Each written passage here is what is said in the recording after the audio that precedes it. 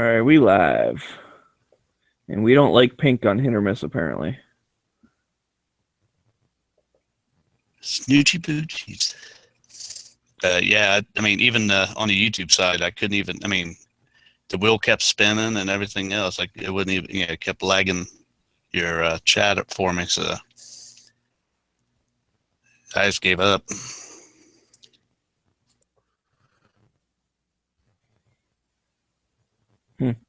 That's weird. It was a good show.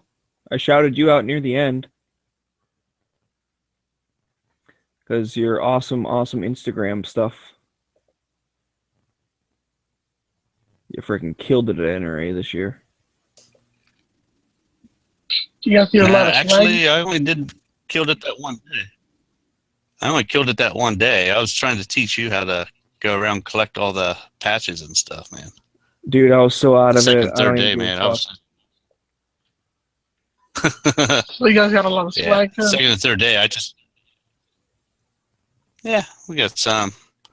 I didn't go around on the second and third day and swag it up like I did on the first day. That's right, though. You did a good job. I just really meant all your pictures and stuff. I mean, you were killing Instagram. Oh, trust me, I didn't take as many pictures as I did in the past. Well, whatever. Don't take the fucking compliment. You suck. See, you hurt Maggie's feeling, Pink. Yeah, I know. Yeah, you ain't gonna take a compliment. Look at that. There's knives. There's 2 knives in here now. Look at that. Oh, one of them's an assault knife then. I only see one. You got one? You tripping? Oh, there you go. That's cool. I want a knives patch. How do you get a knives patch? I want a knives patch. I want to collect all the gun channels, guys. No, you broke the You guys are like Pokemon to me. Jeez. Gotta catch 'em all. Gun channels.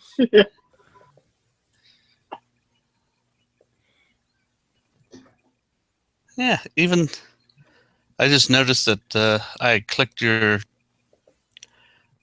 chat on the lobby page and it's still sitting there wheel spinning. There it goes. I'm gonna say mine's playing. Yeah, it just now started up. What the hell? It's Ohio for you. You guys suck. Well, I mean, we did have like 40, 50 mile an hour gusts today, so. Oh, gotta catch 'em all, Pokemon. I wanna be the very best and catch all Pokemon. He kept catching. My mail kept running through the yard, catching styrofoam cups and everything else. Around. Kept bringing it up on the porch and dropping it, just leaving the trash there. I was like, damn it! I'm gonna say something got into my trash bag. Today's trash day, but I noticed like the bag was all ripped up. Well, I know that there's a white cat that won't be coming around my yard anymore. So. Oh my. Yeah, I think the pair kind of took 8 of its 9 lives. He was lucky I got out there in time.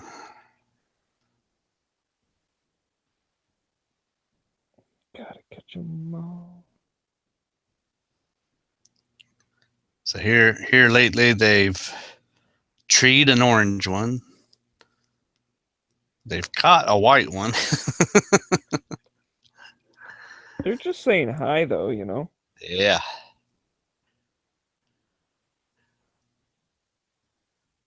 Yeah, I've never seen these 2 run so fast.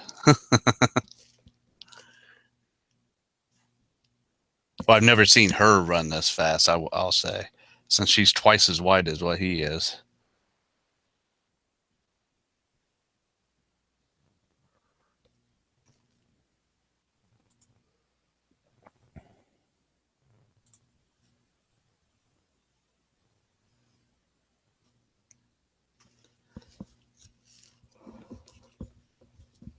Yeah, apparently somebody moved in down the block, and they've got 12 cats. They just let them run. Yeah, they'll figure it out. Yeah, 2 months it'll be 18 cats, and then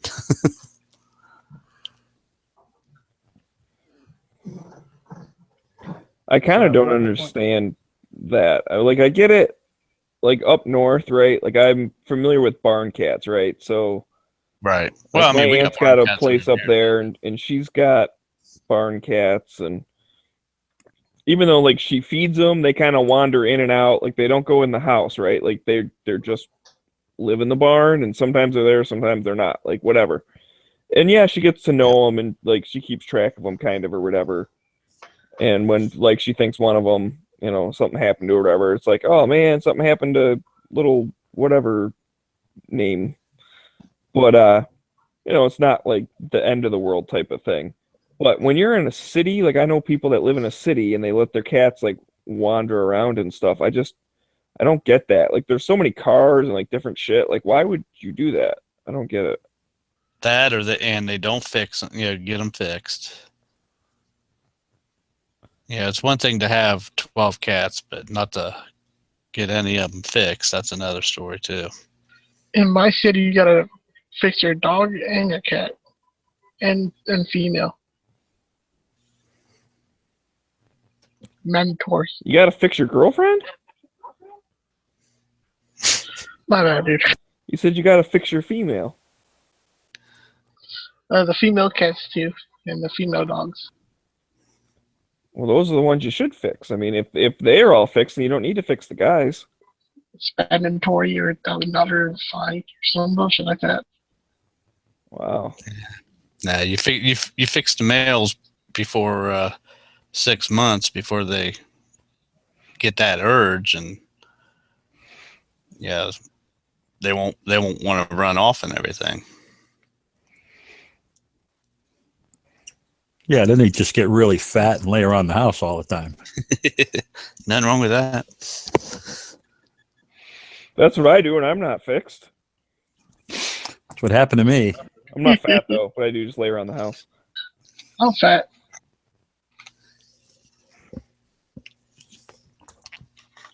I don't know. I mean, she got wide after she was fixed, but him, I can't get him to It's fatten normally up only for after they get anything. married.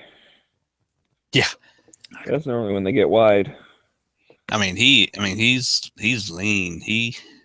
Of course, he's running all the time too. So, and Well, I know he can we got jump accused, over 6 foot high. Not feeding our husky because like he was just skinny. But it's like, dude, you realize he runs like 20 miles a day, just like all over the place, right?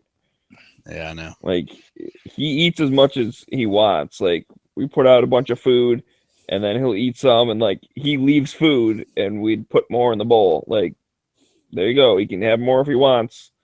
And sometimes he'd get up in the middle of the night and go eat, and sometimes he wouldn't. It's like whatever. Yep. We're not starving him. That's what we always get accused. Yo, you're starving your dog. It's like no. Like there's a pile of food for him to eat if he wants. He just doesn't feel like eating it. He just runs around a lot.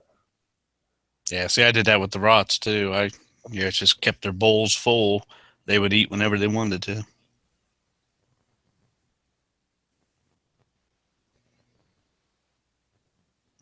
And I only had 2 bowls with the 4 rots. They would just sit there and take turns eating.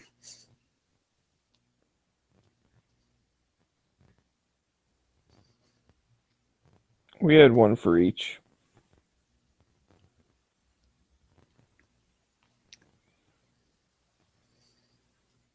I think part of the thing is also the reason they weren't super fat is we didn't give them a lot of like, food scraps and stuff like chips and crap. We'd actually give them food, but it was like after dinner, like we'd eat first and then they would get stuff like in their bowl. Like if we had leftover whatever, little pieces of chicken or peas and corn or whatever. Oh yeah, these 2 are always eating what I'm eating. But I always did it after because I do not like when dogs come bug you at the dinner table. Yeah. So I didn't want to get that habit. Yeah, that's. Well, I blame the neighbor on that. For that. She sits there and feeds them everything. Now the Rottweilers, I could sit there, cook a steak, set the plate down, and they wouldn't touch it. I like this meme. If we don't need guns because we have police, then we don't need fire extinguishers because we have firefighters.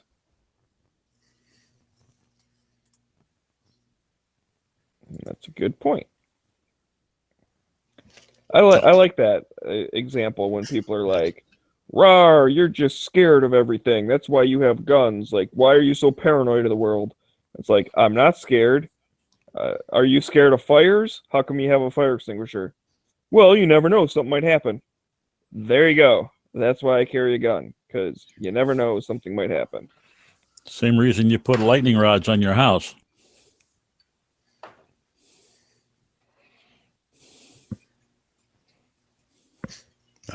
I'll be right back. I gotta run to the store real quick. When I come back, I'm gonna show you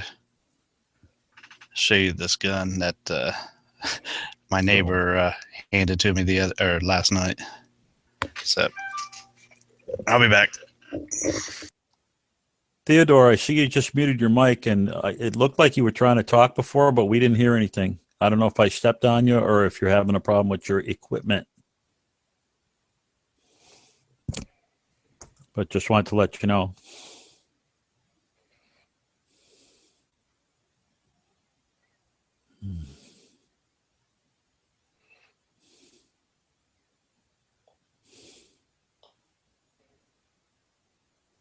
Yep. Uh-huh.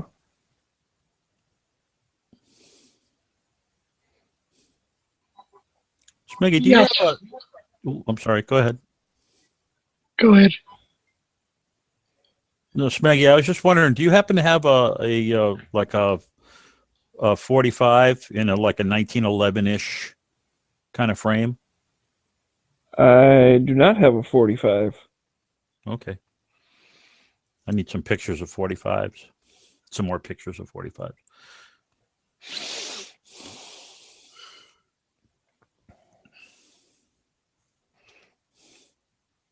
I got a command performance request, so I'm working on a new song.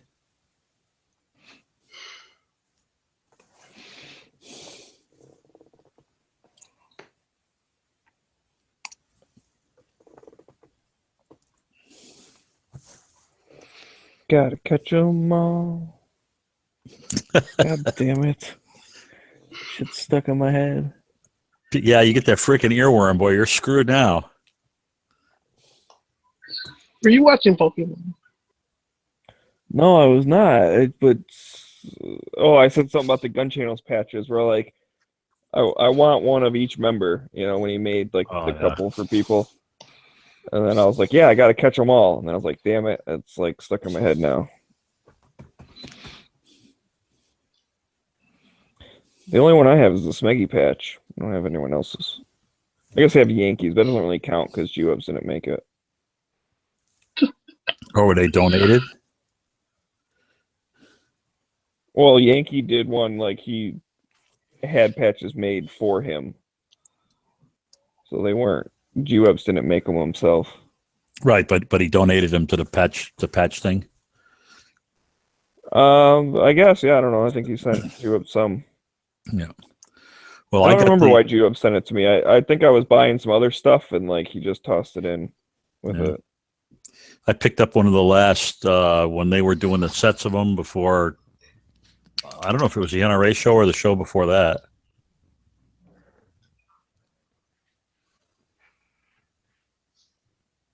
Theodore? Hey, how you doing? Okay, Hey, you are there.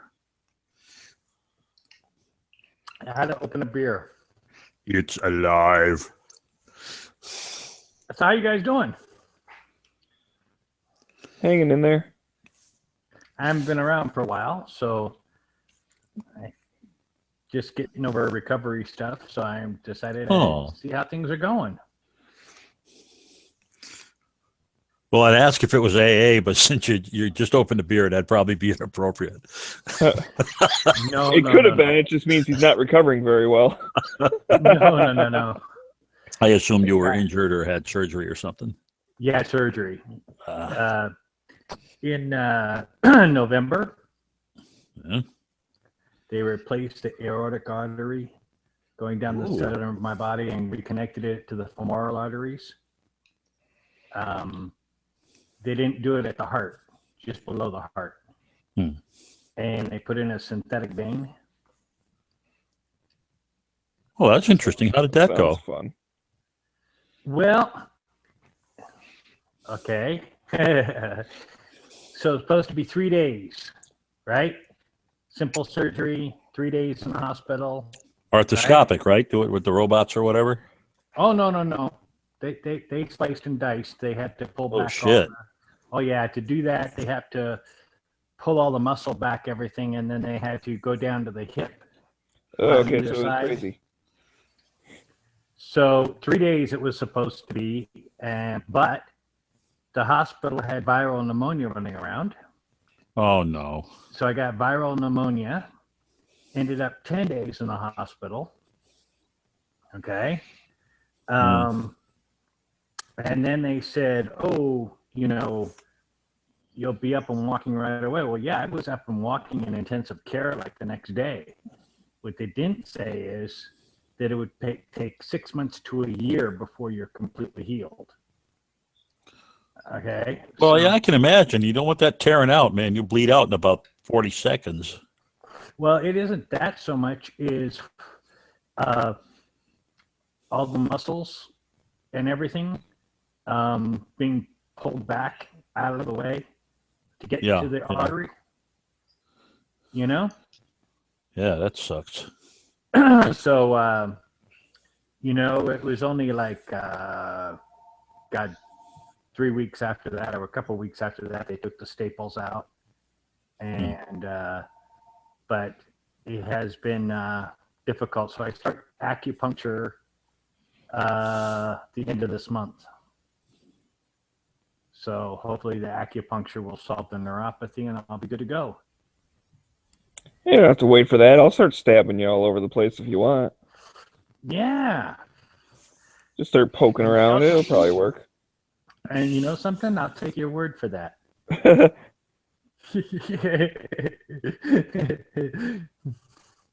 Especially if somebody said, yeah, go ahead. Here's my disclaimer.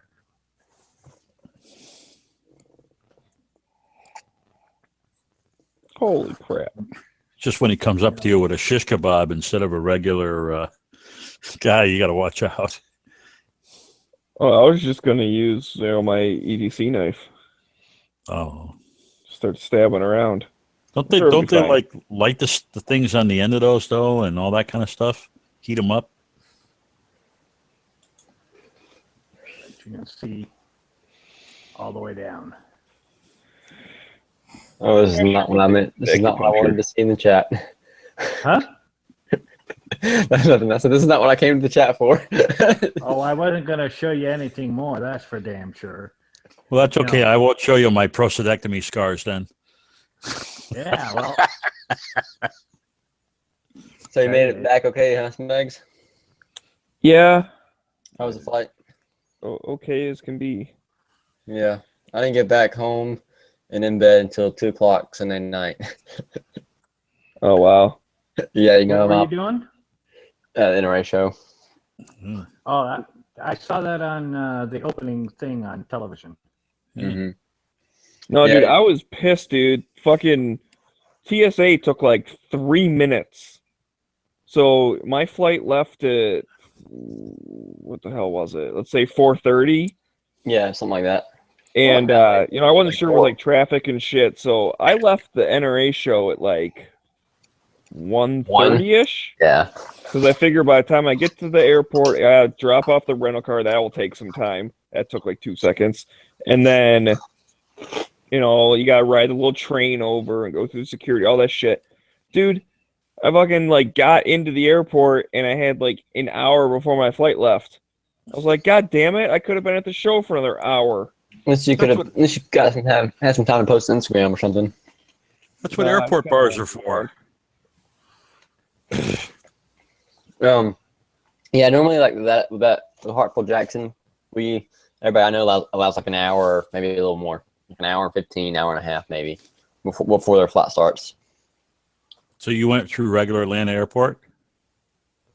Yeah, Ah, it's actually it's a pretty nice airport. Like yeah, it's good. Yeah. I've been in a lot of airports, so I thought it was pretty nice. I thought Atlanta and Chicago were bad. And then I went to Amsterdam. Hmm. And that thing is huge. Yeah, but my plan was to leave like when the show. Well, my plan was either to leave after we got done shooting at the range, or either go to the show and finish the show out, and then leave after that. And that's what I ended up doing. I went going to the show. So we got out at 5. I was like, okay, I get back to the room, get everything packed. But then it'll be like 6 o'clock. I'll get home like around 7:30, 8 maybe. And traffic was terrible though from the soccer game. Oh, And so Marco was just like, look, man, just stay here, have a few more drinks, go out to eat with us, and then come back, and then you can do. I had to watch a movie for a final exam. He's like, you can watch a movie. I'll watch I it with told you. you to do that the other fucking day, and you didn't do it. I did my homework. I didn't have time to do the movie though. The movie's like an hour and 15 minutes long. When was I gonna watch that? Oh my god! And we were at the show all day. So anyways, he said that. I I'm like, told you to do your homework, young man. You didn't listen to me. yeah, whatever. that's only like 3 bathroom breaks. And so I ended up doing that. We went out and we drank had a few drinks. We went out to eat supper, Mm. and he came back. But we didn't go eat supper until like 10 something. Freaking Marco was on the phone with some drama crap, and so we were waiting on him to get off the phone in the room for like an hour, and it was like 9:30 by the time he got off the phone. So it was like 10 by the time we got to the place where we eat. So we didn't get back to the room until like 11 and something, and then I was like, well, now I gotta wait for this buzz to wear off and get my stuff packed up. And so by the time that came around, it was like 12 o'clock, and I left there at 12. I was so tired, and the more I drove, the less bus I had, the more tired I got. At least there was no traffic. I mean, I booked it home. I made it home pretty quick, and came home and got in bed. Had to be at work at 6 a.m. the next day. Mm. So I got 3 hours of sleep. Woke up, went to work. Took a long lunch break, watched the rest of my movie. Got that done, and then went to class and took the final. Now, What is how it like? did, Is it like an arts film degree or something? No, it's for legal stuff. It was a movie about a case. So Oh, it's constitutional law. 12 Angry Men. It was, no, it's called Inherit the Wind. It was actually a really good movie. Yeah. Yeah, about the Monkey Scopes trial. But so that was an I easy ain't no monkey. Prove it. How's your toe doing, Smeggy? You figure anything out about it yet? Oh my god! Did you not hear the end of Hit or Miss? No, Yeah, I, Subbed the fuck out of it. It hurt so bad. I don't even know what swear word I said. I think it was something like Jesus fuck shit or something. I don't even know what I said. I know I said something weird.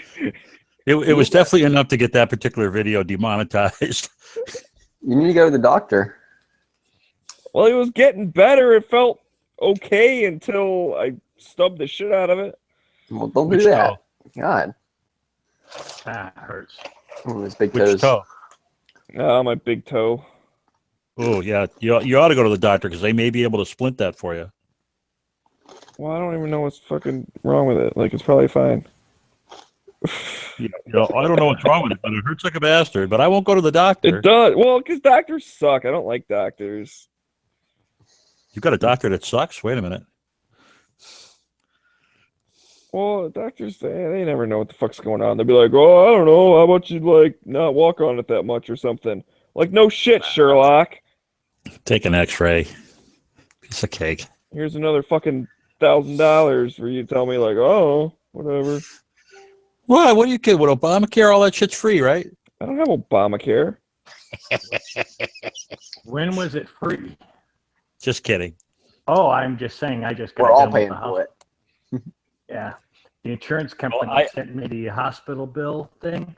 $89,000 for the hospital stay. Oh, cheap at the price. Yep. Oh, Smeggy, Needless to say, I met all my deductibles last year. did you get to look at the H9 when you were there, the Hudson H9? No, I didn't actually. You should have, dude. It's freaking. I don't know if you've seen it before at all yet, but that was the first time I got to check it out. Me and Pink I saw it haven't on seen it in Sunday. person anywhere. No. Yeah, it's awesome. Put it that way. And I mean, I don't know how it shoots, but as far as what I've seen, I really like it. So I'm looking forward to it. It releases next month, and I want to get one to shoot somehow. I don't know. I'm going to afford one, but Yeah, Smeggy was getting Yeah. all kinds of props. They said he took a lot of really good video, No, not me. pictures and stuff. Yeah, I thought didn't I just hear that on No, on I Hit or think Miss? you did a good job. Pink Panther. Oh, I'm sorry. I did a shit job, dude. I fucking sucked this show. I know I Oh. did. In fact, there was something. Marco said something about like, well, you need a little improvement or whatever. I'm like, I know I fucking suck balls, dude. And he's like, oh, I was trying to be nice, but okay. I'm like, nah, dude, I did not do a good job. I mean, the only thing I wish I would have done different for as far as like the show and stuff was like have a focus on like type of stuff I wanted to see each day, because sometimes it's hard to if you're I don't know, sometimes you get distracted. Sometimes it's good though. You see something that's interesting, and you find something new. But like it'd be cool to break it down by instead of breaking it down by booth number, break it down by like type. Like this day I want to focus on seeing 9mm carbines, which is what I did, and that turned out great for like a half day for me. I did that, and and stuff like that. And I kind of like starting on one side and work your way to the other. Like that's what I Yeah. did. it worked for that place because it was like one space, and it was easy to do that. The NRA I feel like that'd be hard to do. I feel like that'd be hard to do at SHOT Show or something something bigger like that. Well, something big like that, sure, but Yeah. I mean, that's what I did with the other NRA too. The one thing that I didn't like about the Atlanta Convention Center is that like the rows weren't always even. Like you'd be going down the row, Oh but yeah. then like the big booth would overlap. So you either Yes. go through it or you walk to the right or you walk to the left. And then you end up going down like the next row and you end up like skipping the one in the middle because you went to the left around the big one and you didn't come back all the way to the other like 2600. So you went to 2700 or I had a whatever. lot of trouble finding booths like that. Like sometimes I'd look for the number and they'd be around a big booth, and I'd end up having to use a little map to actually see where they were at. Oh. They had like double wide booths or something like that. Oh no, like it could be like a 30. They had a per bunch of different section. sizes. Like they weren't all standard or anything. Yeah. And so the big companies had like a big, huge booth or whatever. I mean, it makes sense. You want to offer different things, but it's just that big booth like overlapped two other rows. So you couldn't just walk like from north to south down this row and then back up the next one, then back down the next one. Like if they were the same width, just like longer, you could have a big booth and you would just walk through it and be fine. But because it was like different shapes, like some of them were long and narrow, and some of them were just like a big square, and some of them were like a rectangle the other direction. So like all of the aisleways didn't really line up.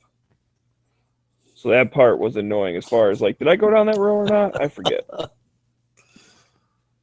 Better watch it, Smeggy. The guys in the side side are saying we're going to have to put you down Why? because you broke yourself. The injury, you're no good to us. Like I said, it's the humane thing to do. Dude, whatever. Don't So take did you have to Yeah. drive and park, or did you have a shuttle from the hotel? We Ubered. Ubered. Oh, how did you enjoy that? I've never tried that. Worked great. Except, Yeah, it worked out all right. except for at the show, sometimes the way their show set up, and they had like a lot of it blocked off for buses and stuff. Sometimes some of the drivers had a hard time getting in. Yeah, because they Oh, weren't so- familiar with like what roads Yeah. they could. Yeah, Like hard it to looks like follow. I'll just go down this road and be right there. And Some of them were kind of stupid, but most of the time they got there pretty easily. yeah, there was one dude who like got like right next to us and then canceled because like, I can't figure out where you are, so he just canceled the ride. Like so, we waited 15 minutes for you to show up, then you cancel, and now we got to pick a new person who's like far away and has to try and figure out how to get here. Also, like you're right next to us. What the fuck? Did you know what the price was going to be? Pretty much before you went over, or was it just No, a toss of craps? Yeah, it shows up before you like do the thing. Mm-hmm. And I think most of the it does kind of depend on time of day because that's one of the things that like makes Uber different is that they have like surge pricing type of thing. So if it's super busy, it will cost more. But their defense of that is, well, if it costs more, then the drivers will make more money. So more people will be encouraged to like be a driver during that time. Because they'll be like, I can make that drive and make $5. Oh, I can make, $15 to do that same drive. Like, I'll do it right now. Yeah, I would say Well, cheapest we it's fair, saw though, was because like that's how $5. Cheapest we saw was $5. Like the most was like 18. Yeah. But that was But that's fair 4.5 because cabs talk. That was only 4.5 miles though. But They charge you for time too, so yeah, so it's only fair if the guy is caught in bad traffic that you need to cover his palm a little bit. well, Right. Well, I mean, like I said, it. it figures out the ride, like, it figures out beforehand. So if you agree to pay $8 and it takes them 2.5 hours, well, they just made $2 made $8 in 2.5 hours. Yeah. Like, sorry, that's what we agreed to or whatever. I don't think they're allowed to adjust it after the fact if something happens. Mhm. And the one day I drove to the show, and honestly, dude, Ballistic, I don't know if it was just because it was Sunday or what, but there was a parking spot. Now, yeah, granted, it was $20, but remember, like, where we, like, cross the street where the buses are? Yeah. Like, out the main door? Yeah. Right there's a strip of parking spaces. Down by the arena? Yeah, like, right, like, in between the convention center and the arena. Mm-hmm.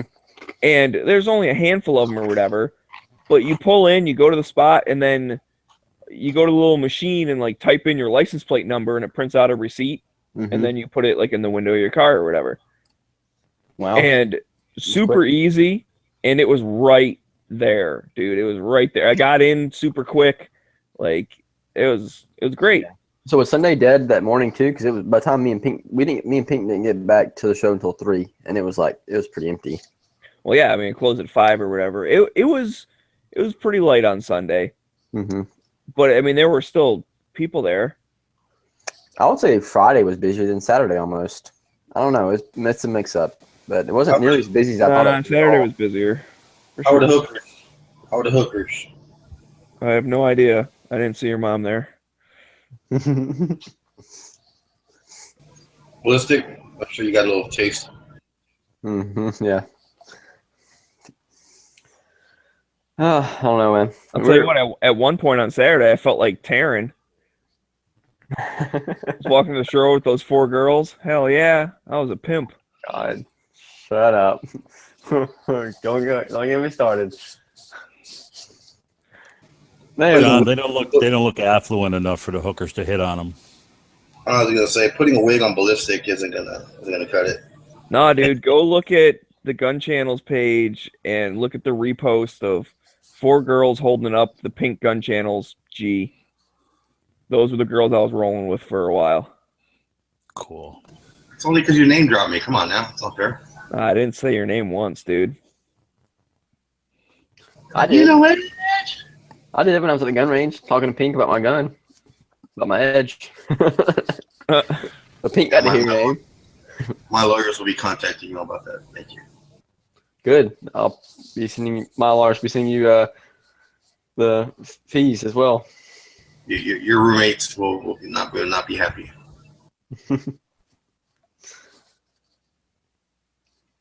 I wish I would got to see Mookie. He was there, and I didn't get to meet up with him.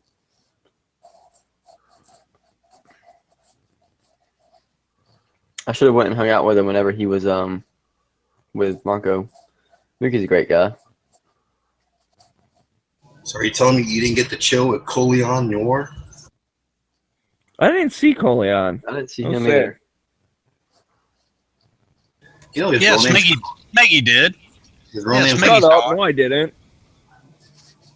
His real name is like Collins Leday or something like that. That was funny, though. So we were hanging out. I was like talking to this guy. I don't know. Maybe he's on Gun Channels by now. I told him to check it out. He said he would. I gave him a patch. But anyways, like we were talking, and the dude like goes up to this guy with I think it had like the Pew Pew. And that wasn't Pew Pew Life. It was the CN Live logo. And like he went up to him, talked to him for a minute. He was a little bit further away, right? So I didn't quite hear like what they said or whatever. And then he took a picture with him. And I was like, oh, well, that's cool. That's Colion Noir, like whatever. And I know Marco has this thing where he always challenges Colion, like, hey, what kind of shoes you got? I got the Air Force Ones. You're wearing stupid number 7s or whatever the fuck, right? Some shoe thing. He's a dork about shoes like we are about guns, right? But and this person was wearing some type of flashy shoes. So I was like, I'm gonna joke and be like, yo, my boots are way better than your stupid Nikes or whatever, right? And so I start walking towards him. I'm about to say it, and then I actually like I can see the side of his face. I'm like, that's not Colion Noir. So I just kind of made a big loop and walked back. I'm the limited number of black people there at the show, and you still can't figure out which one's Colion Noir. Well, here's the thing, right? Because the other dude went and took a picture with him, and like all I saw was the CN Live hat and the fact that some dude went up and took a picture with him, and they were far away. Okay, it's not like they were right next to me. So by the time I got closer, I realized it wasn't him. 15 feet. See, if I was Colion Noir and I heard that shit from Marco, I'd be like, well, okay, at least when I take a picture with you, I don't need a stool. Exactly. Yeah, I don't know if did Marco even see Colion this time? Yeah, Did he win the shoe battle? I take a picture with him. Yeah, he saw him. Yeah, he saw him. Because he won in Louisville. I was there. He won in Louisville. Colion was even like, yeah, you got me, man. I didn't bring the whatevers out. I didn't bring the 58s today or whatever the hell. They're all numbers and shit. They're like Glocks. The fuck's Nike and Glocks, man? Everyone gets all nerded out. Oh, you got a 17? Mine's a 19. Oh, you got the number 7s? I got the 58s. See, He won a What the shot fuck you show, talking too. about? He won a shot show, too. Yeah, I'm the same way about cowboy boots. I'm like, yeah, these are ostrich, and you're wearing gators. Yeah, but do you have 10,000 pair of cowboy boots? No, only 6. Wait, so Marco has won the shoe game every single time? Yep. Wow. Well, gotta give him credit. Well, Twin meets Chum Lee, and Chum Lee will show him up. He probably would. But does he wear them or does he just collect them? Because at least Marco wears them. I'm much more okay with like a shoe collector that actually wears them every once in a while. Oh, Marco wears his like one time and then put them up for a while. Well, yeah, but still, I'll at least have he it. wears them. I mean, it's like Yeah. keeping shit in a box, like never touching it. Yeah, That's kind of annoying. What's the point of having it? I asked him about I can't remember how many pairs. He said he had like 300 something pairs of sneakers, and like maybe it's more than There's that. more than that. Yeah. It was a lot. I can't remember. Because he buys, I think, 4 or 5 pair of the same shoe that way. Yeah, and I'm like, how many have you wore? And he said like I forget what percentage he told me, but it was like a majority. And I was like, oh, okay, that's more than I thought it would be. You sure his name isn't Marcos? Well, it reminds me of that old video with Tommy Davidson when they're in Living Color, when they're bringing in bringing them like wild animals onto like the talk show, the late night talk show. She brings in him dressed in a tracksuit, wearing the Adidas cap and the shoes. Like, why are you carrying him? Well, he just got new kicks. He doesn't want us to cover him up.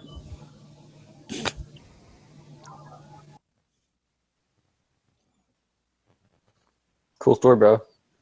Yeah, I'm sorry. That was before Ballistic was born. Probably right. What's funny is just hearing Ballistic like belittle someone with cool story, bro. Since he's one of the darkest ones out there. Oh, like he can talk, Smeg. Dude, I am far less dorky than you are, and I'm a fucking dork. I'm just Yeah, kidding. I was watching Ballistic all day today. I was watching Adam Lanza shit. You can Watching stalker? documentaries of Adam Lanza. This spitting image of Oh my god. Ballistic. But I think Ballistic was more outgoing though. God, I swear. I don't know when you're gonna ever come up with a new burn, because that one's getting pretty old. No, I haven't used it in a while, so I revived it. Okay. getting, yeah. I'm just gonna stop.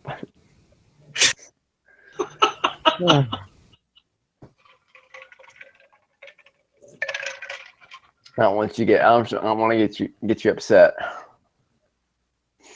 It could be worse. You can watch those videos where they say that Adam Lanza didn't even exist. It's Ryan Lanza. It's a conspiracy. Maybe I don't exist. Maybe I'm just a figment of your imagination. Ghost. Well, hang on a second, because I saw you. No, I'm not that crazy. I don't know, man. You were on a lot of pain, Matt. You were on a lot of stuff for paying for that toe. No, I wasn't. Some Xanax and some beers, and Yeah, it could be a, Dude, I could be a took Donnie like Darko kind of thing. I took like one pain med, and it was like it was just whatever, like fucking Tylenol or something. Yeah, but you drink a lot more alcohol than that. Well, yeah, that's how you make it work good. It's an How many- accelerant. It worked on Friday. How many of those Stellas did you have? Because I bought like a 12 pack, and you left them like a lot of them in the fridge, didn't you? Yeah, Stellas did you guys drink them all up on Sunday? No, like sparkling water. They'll go down real quick. I don't think we drink any of them. Did you, Pink? Did we drink any of them?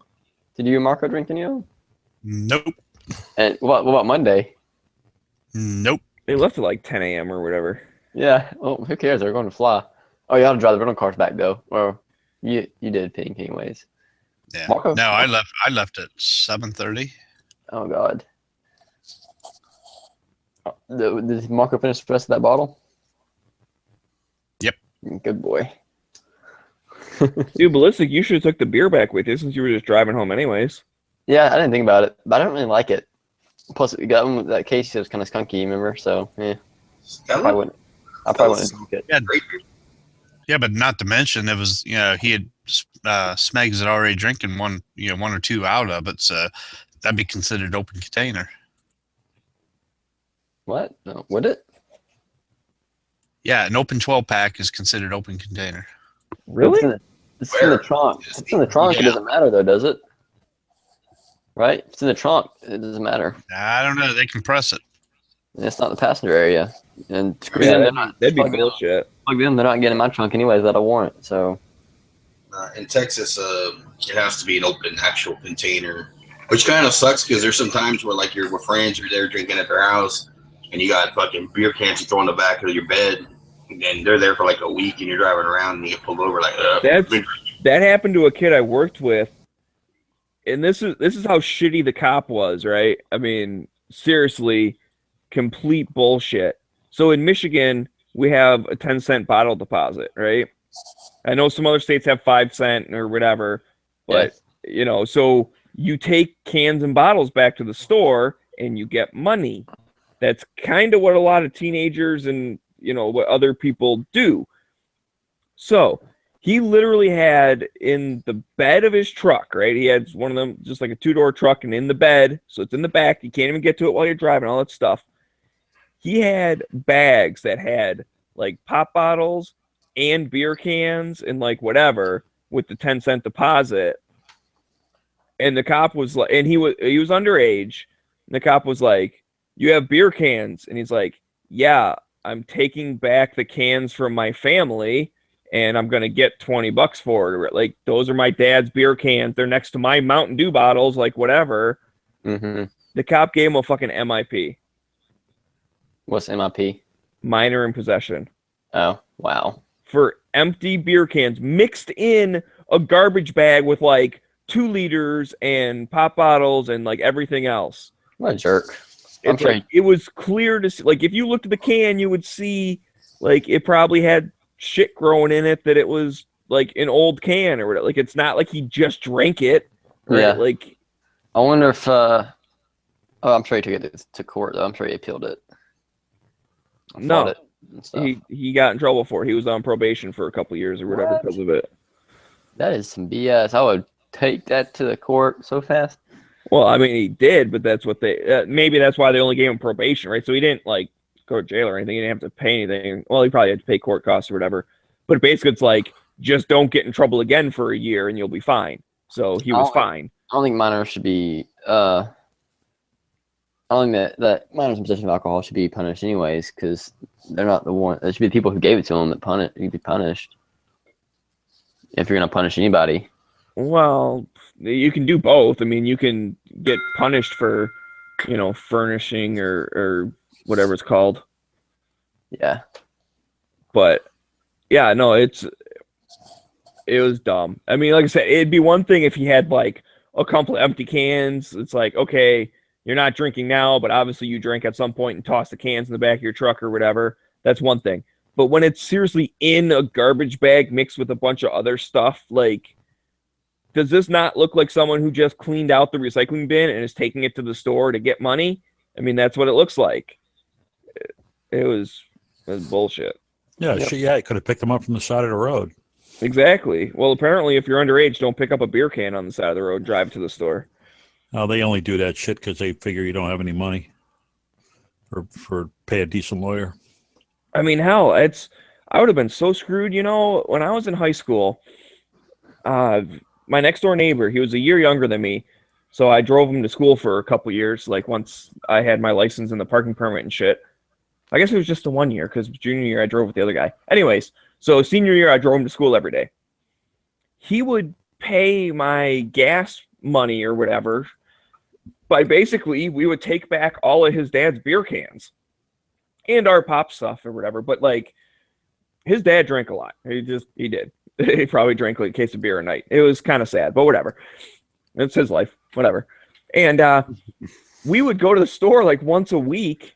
And actually, my buddy worked at Kroger, so we'd go up there, take back all this stuff. Then we would take the money to buy like, cases of Mountain Dew and Doritos and all the good stuff. And whatever money was left over, me and him would split 50-50. So get stuff for the house, which we both ate and drank, and all of our other friends enjoyed that as well. And then the rest of the money got split up half and half, and it was enough to, put some gas in the car, which I even told him, like, you don't really need to give me gas money. Like, I'm going to school anyways, and it's not like I drive to pick you up because you walk over across the porch and walk to my house. Maybe he liked you. Yeah, well, but anyways, the whole reason I told that story is like, if I ever got pulled over in that mile drive to the store, like I'd be screwed because yes, we did have some, pop cans or whatever, but 90% of them were beer bottles. Well, see, like we just had a huge party. Because I remember as a kid, I think I was about to around 8 or 9. Also, you could take the glass bottles back to the grocery store and get, I don't know if it was 10 cents, but you'd get some money back. Well, most states are 5. I think Michigan might be the only one with 10, or we're at least one of the very few. Most states don't have it. We don't have it anymore. They got rid of that shit a long time ago. There's no money you get for recycling. Just your decision to be proactive in recycling. It just, you're not getting shit from outside of aluminum cans, which you can take to a recycle plant and get X amount for for the aluminum. And then there's also the tabs off the beer cans or soda cans of tabs. I understand if you feel like a milk gallon, plastic milk gallon jug of it, those are worth like $40. Really, that much? It takes a lot of tabs, the flip tabs to open the beer. I know what you're talking about, but I mean, I turned my cans in for 10 cents. I should rip the tabs off first and turn them into a recycler. Well, that was here where I remember hearing several people saying, well, and they're like, oh, that's obnoxiously, fucking waste of time or whatever. But I used to do that because someone I knew, and it was some like charity thing where like for every tab you turned in or whatever, they must have scrapped it out or whatever, but the money went to like, cancer research or something, or child leukemia or something, right? Like something good. I would guess that. So I got in the habit of pulling my tabs off all the time. I used to have bags of them all the time, and I'd give them to my ex's mother-in-law because it was her brother that was part of the thing. I guess because the tab is much more dense aluminum than the rest of it for whatever reason. Maybe it's less expensive to process or whatever. I don't know. But I remember people telling me if you fill those up, like in the late 80s, you fill those up in a milk jug and you turn them in, they'll give you like $40 for. I just don't know if it was that much. I can get a milk jug's worth. I'm going to start ripping my tabs off again. Look it up, Google it, and see what it's worth these days. I don't know for sure. So what are the cheapest gas prices you can remember? 27 cents a gallon. Okay, I remember 28, and then it went up to 32. Yeah, I'm not that old. When I was a kid, I mean, I go back to Texaco and fill stations on that shit when I was a kid. And the old soda pop machines, when you get off, you got your dad, you know, money for a Coke, and those old machines where you pull a lever to the right and spit one out, put your money in. But I remember gas being roughly about less than $1 a gallon, like in the 85 cents, 90 cents. See, I don't know what it was when I was a kid, but I remember one time I was 16, so I was driving, and there was a gas station did something. It was like customer appreciation, like 89 cents a gallon, and the thing was fucking packed. Because like basically by the time I was getting gas, and what's funny is it really wasn't that much of a savings because it was probably like $1.15 or something like that. Like when I was filling up my car. So you don't remember the gas rationing and only being able to go on an even or an odd day based on your license plate number.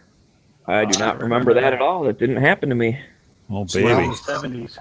When I was a kid in the mid 80s, late 80s, they like for instance, Diamond Shamrock used to do a thing when they had Jonathan Winter as their spokesman or their media guy, whatever, always making jokes, and they would give you a glass. If you filled up the tank, they'd give you a glass, and it was kind of annoying sometimes because like it's like now, do you really want a glass of a nice glass cup holding around your vehicle? You know anywhere to put it. You know, and they give you some nice little thing to coat it up. But same thing at the grocery store. They had these things where you would go in H-E-B and you go in there, and the more groceries you bought, they'd give you little stamps, and you add these stamps up, and then you could turn them in for China. Green stamps. Yeah, dishware. S&H green stamps. Yep. And you would turn them in. You could buy. They give you a plate, smaller plates. You could, it's funny because you go to everybody's house in the neighborhood, they all had the same fucking plates. It's floral design. Yeah. Was that green stamps or blue chip stamps? Well, I'm from the Northeast, so it's green stamps up here. See, the big thing right now, I talk to a lot of people, it's kind of like the thing is couponing. But the thing with couponing here where I live is they don't have like the coupons they do in out north where they have like, coupon clubs and double coupon days. If you go on this day, there's slow days and so on. Yeah, but there's a lot of people that are into that couponing where they stockpile all that shit. And, I don't pay for deodorant, toilet paper, or all this other shit. Right, because what you do is you find it when it's on sale, and you have a coupon from the store, plus you add in a manufacturer's coupon. And then you get the shit for free. Yeah, too much trouble. Coupon? Yeah, you got to call it. Yeah, really. But yeah, that's they like screw it now, though, because coupons used to go for a long time, and now they're like 30 days or 3 weeks or whatever, and hardly worth it. Yeah, there's just chicks who at my office where I work, they're like, they're always asking everybody to drop off his coupons. If you don't coupon, give them to us, and the ones you get in the mail, junk mail. All right, fair enough. Yeah, there you go. And they're all like, oh, I have my stockpile. I don't have to buy laundry detergent for 8 months. Yeah, my ex-mother-in-law did that. She had, like you said, like deodorant, toilet paper, like laundry detergent, all that kind of crap. Which, hey, I mean, if it doesn't go bad, you might as well, like, stock up if it really is free. But yeah, she'd do the CVS thing, right? Because then you get, like, CVS bucks, and then you go and turn those back in, and yeah, she would fucking walk out with a whole bunch of shit. She's like, I paid $10. And it's like, oh my God, you filled like your entire car. So earlier when you were talking about the pull tabs, you probably meant your ex-mother-in-law and not your ex's mother-in-law. Oh, probably. Because your ex's mother-in-law would be your mother. Yeah, my ex's mother. I thought that's what I said. I don't know, whatever. Yeah, so your ex-mother-in-law. Okay, now I feel better.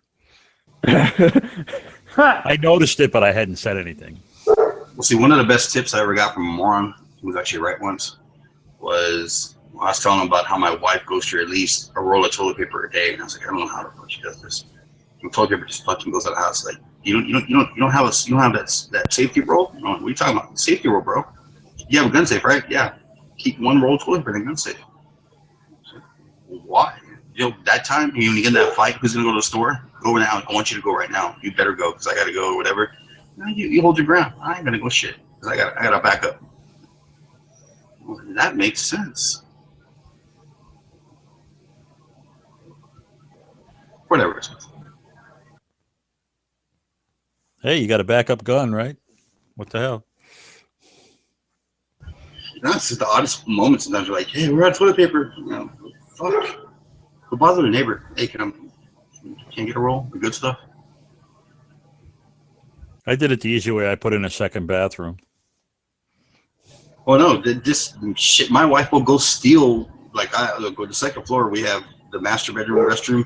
We have the guest restroom. She'll go fucking take the toilet paper from the guest restroom and use it for her because she doesn't want to go downstairs to go get a roll. Oh fucking god! Well, that sounded real economical. A second bathroom is nowhere near the cost of adding an extra roll of toilet paper. Oh yeah, but my mom would tie the bathroom up for like an hour at a pop, so it really was a good idea. When I had my prostate surgery, I'm on the upper floor and my mom was on the lower floor, and it really made sense for me to have a bathroom upstairs so I didn't have to walk up and down stairs all the time. It'll add to the value of the house too, so that's a good thing. Right on. But that means I had my own stash. I had my own stash of toilet paper, so it was great. Because my mom was feeble and she couldn't walk up the stairs, so I didn't have to worry about her pilfering this stuff. I really miss coming on the gun channels because I wouldn't get conversations like this normally anywhere that I found. Oh, I mean. Well, the new bathroom went in right next to the gun safe, so that's why it's a gun thing. Exactly. No, I'm not saying you're wrong. It's gun related. We're talking about toilet paper. Huh? It's gun related when you're reading your Brownell's catalog and dropping it. Okay. That's it. That's where my USCCA magazine is and all that other stuff. So. And then you're proud of your work. You gotta take a picture, text it to the wife. Yep. Facebook, YouTube. Don't Twitter yet. I'm not a tweet kind of guy. Oh, you don't follow Trump? What? No. I mean, I voted Twitter. for him, but I don't follow him on Twitter because, he barely makes sense when he's giving a speech. Why would I follow him in 140 words or less? I like the 140 characters or less. I liked the other day when he was in the interview. Who was it with? MSNBC or CNN? I think it was CNN correspondent, and he's like, "Yeah, it's like you. You're part of the whole fake news thing. Just called him out in the middle of the interview." Yeah.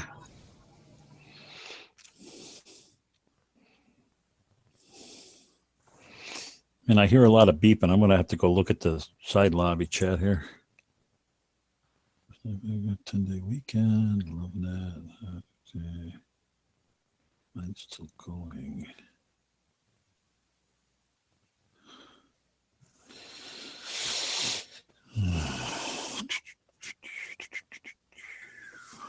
So help me ID this gun.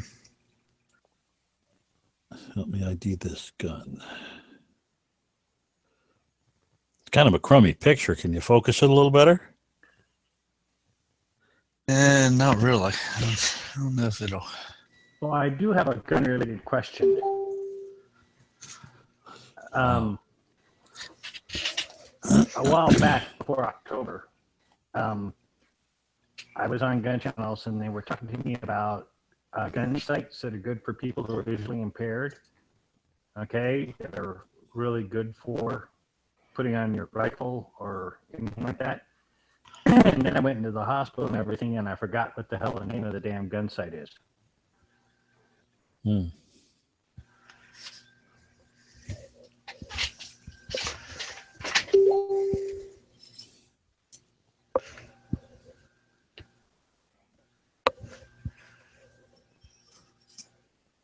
Does anybody know what gun sight that might be? No idea. What was it now? Gun sights for people who are visually impaired.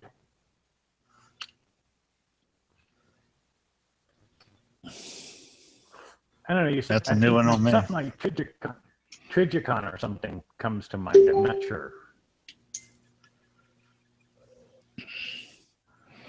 I mean, I think it's interesting that it doesn't have a trigger guard. Yeah, the trigger flips up. So is that a relatively small gun? Yeah, it's a 22.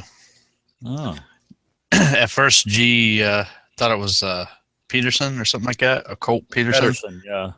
until I told him it was rimfire. No markings Where on is it it? at all, huh? If there were markings, they're rusted out. I mean, Hmm. this gun looks like it was buried in the dirt. And Yeah.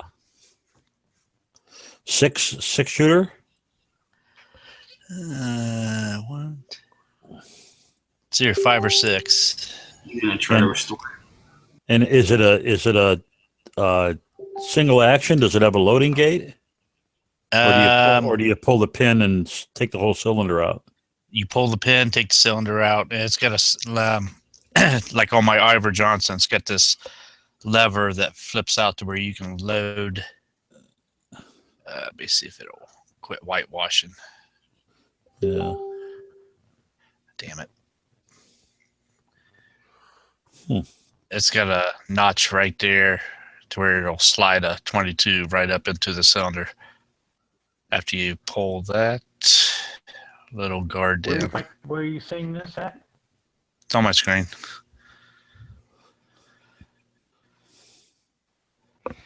Yeah, I see the notch. It's funny that it's on the left-hand side. And it kind on of the right-hand indicates side.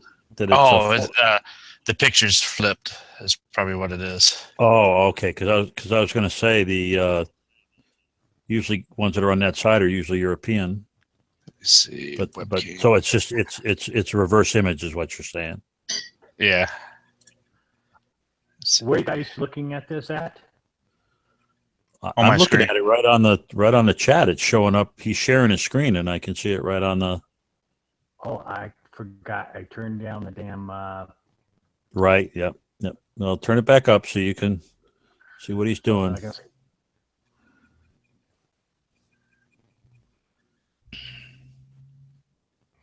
Okay, so now I should be able to see it somewhere. Oh, there we go. Yeah, yak again so he can see it. Yeah, I'm sorry. Test There you date and go. test. Or you can just click on the pink screen. Thanks. Oh, that's true. Yeah. But I clicked on the screen. I see a lot of white though. Like I'm not seeing an actual. Oh, there it is. That's because he's got it laying over a piece of old underwear or something. I'm not really sure. No. I'm sorry. I'm sorry. I got questions. Maybe. Now that looks pretty. Is that rusted or what is with Yeah. that? Yep. That's rusted. Like I said, it looks like it'd been buried in the dirt for 10 years. If you use electrolysis on it, you could get the rust off of it, the general rust, the surface rust. And what's Is it weird? the 22? Yeah, it's 22. Now I saw on a TV show. You see that? Yeah, I see it. I mean, you see the front sight. Yes. It's on the side. Oh, that's very cool. It's on the side of the. Shit! Quit washing out. So I don't know if maybe in the past sometime they took the barrel off and put it back on with the sight on sideways or what. I Maybe saw on a TV show looked like I think it was a 22 revolver, and the revolver cracked open, and then you put the bullets in. It wasn't didn't swing over like a double action. It actually folded in half, and then you loaded the bullets into the revolver. Yeah, you're talking about a break action. Yeah. There's That's not it. There's the door that flips open. Yeah, this is kind of like this really is kind of like a single action. Yeah. See, I've got an Ivor Johnson that's single action, double action. That you pull the pin, pop the cylinder out, and you can load it and It's actually got one of the pins that pushes the bullets back out. Right. This one doesn't have yeah. that. Yeah, this one doesn't have It that. probably has a shroud on the extractor, no. But this guy here doesn't have that. Nope. Where did And you get it's just like my neighbor's stepdad has just died over the weekend, Oh no. and his mom said, come get all these guns out of the house, and this was one of the guns. I mean, a lot of these guys will not have serial numbers if they're really old, but if you take the grips off, if you're able to get them off, you might find some markings under the grips. Yeah, I might try that. Just be careful you don't bugger up the screws. Use a nice set of holograms. I don't even think I'd be able to get the Are you screws gonna out. redo this? Well, he was wondering if it was worth it. And I told him, Yeah, I you was like, well, Definitely don't want to clean it up, because if you clean it up, you'll F up the value. yeah. Well, if it's your hobby and you enjoy doing it, then the worth is in the enjoyment in doing it. No, that's true. Like for me, cleaning that and redoing it and everything, that would be enjoyment, not the value of whatever the firearm is. Yeah, I know it's not a Peterson, so. But it's got a trigger like one, so.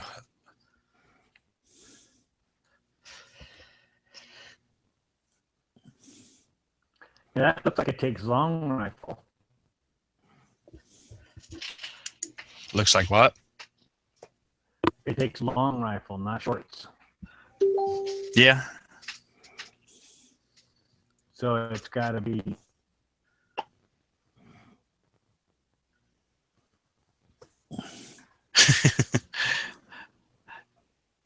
Yeah, Pomade said gangsters have been holding guns sideways since the old West days.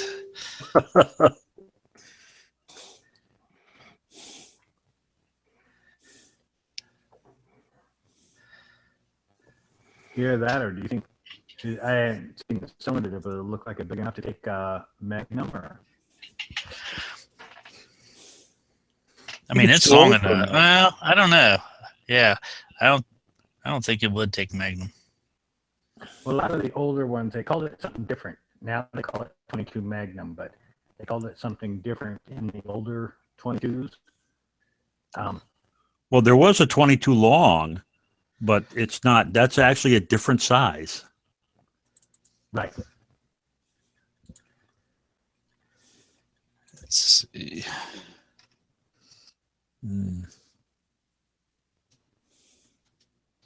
Well, it's too bad it doesn't have any markings on it.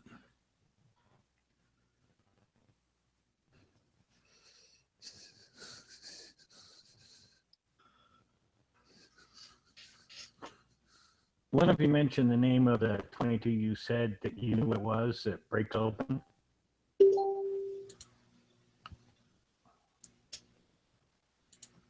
Well, the Ivor Johnsons were brakes, and Smith & Wesson made brakes too, but Yeah, I'm just my saying it's something Ivor I don't have Johnson. on my- that's definitely not a brake action, because there's no axle, Right. No, I just don't have a brake in Yeah. my collection, and I saw it on the TV show, and I said, "That's really cool. I need to get one of those." I love 22s.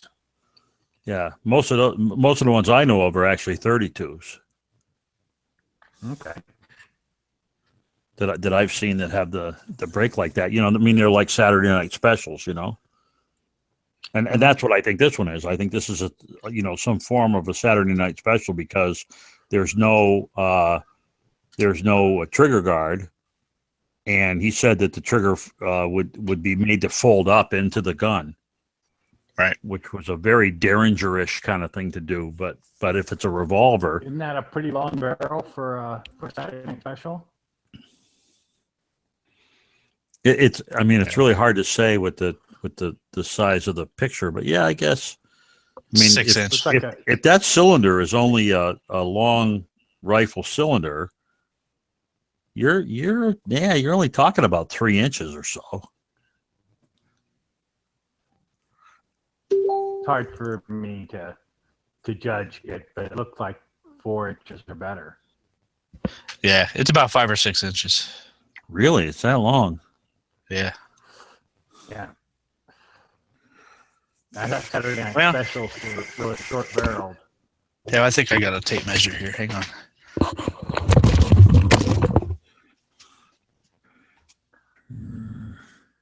It's like the old saying, never ask a man how long something is in inches.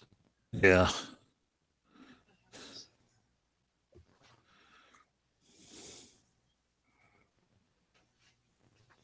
.22 long rifle per revolver sights.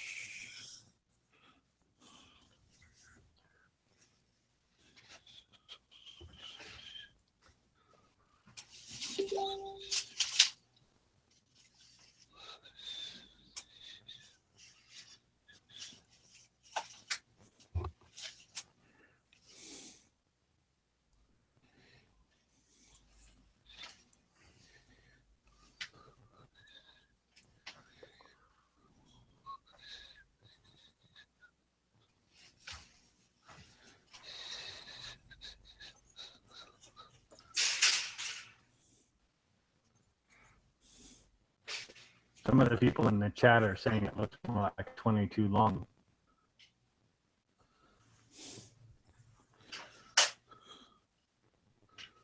And they wanted to know if the gun is seized up.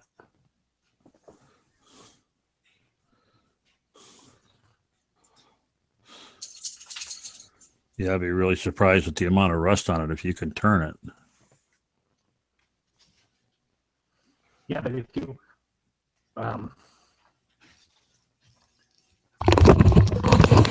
I thought I had one handy, but I guess not.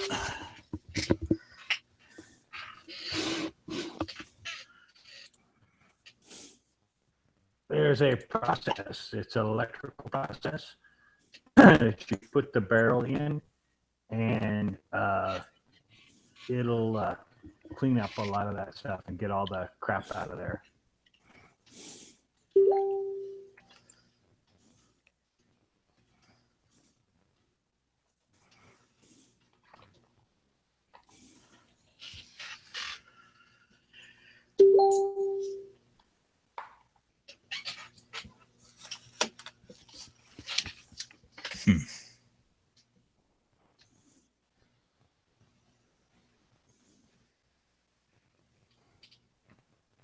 Oh, wait a minute. Shit, right there it is.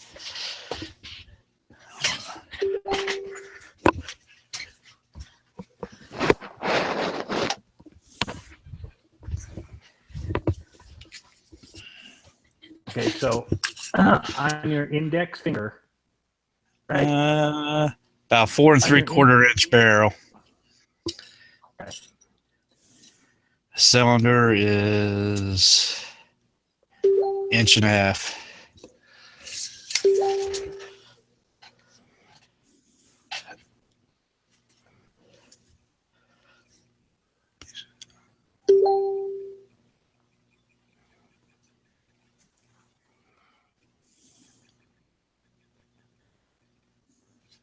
Yeah, I've got acetone, so that shouldn't be a problem.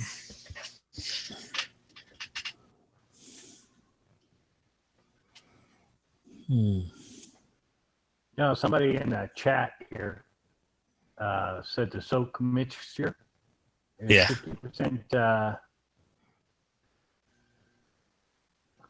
It's hard to read. Automatic transmission fluid, Automatic 50% acetone.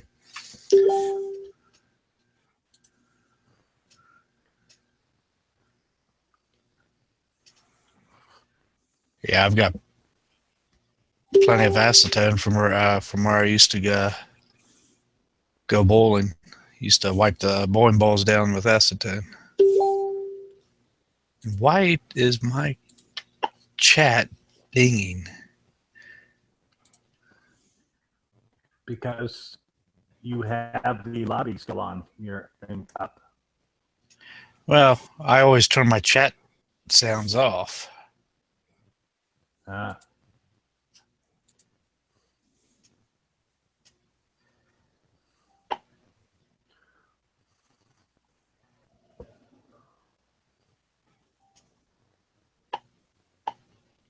Updated software.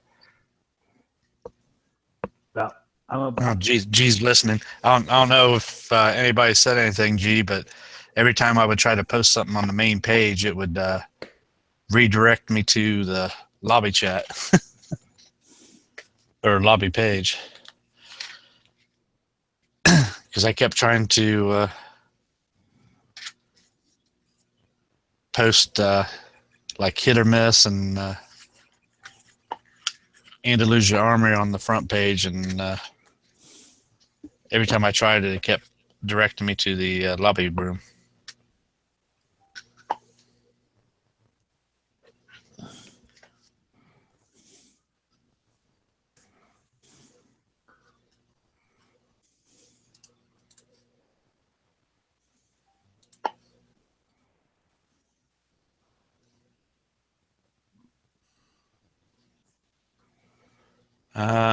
I see. Knives said that it did the same thing to him.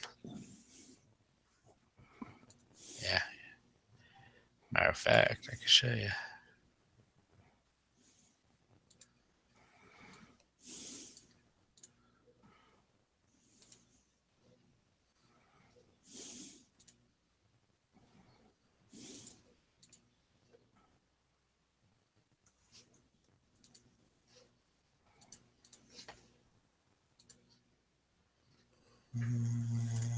Every time I click in the post, it redirects me right to the lobby.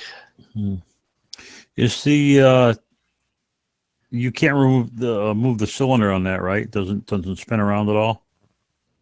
Yeah, everything's seized, and I'm not forcing anything. No. It's okay.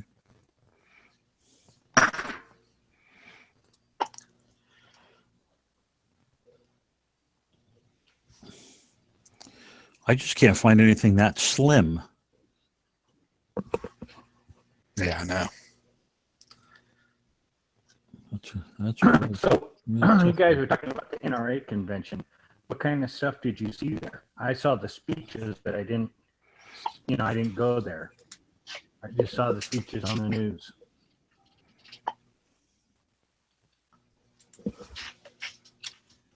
Yeah, I never went to any of the speeches. So. They had some damn good speeches.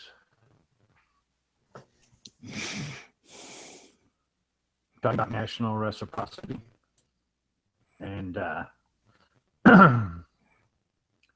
Trump said that if Congress will pass the bill, he'll sign it. I think I found your gun. Oh, cool. It's a G20 6mm.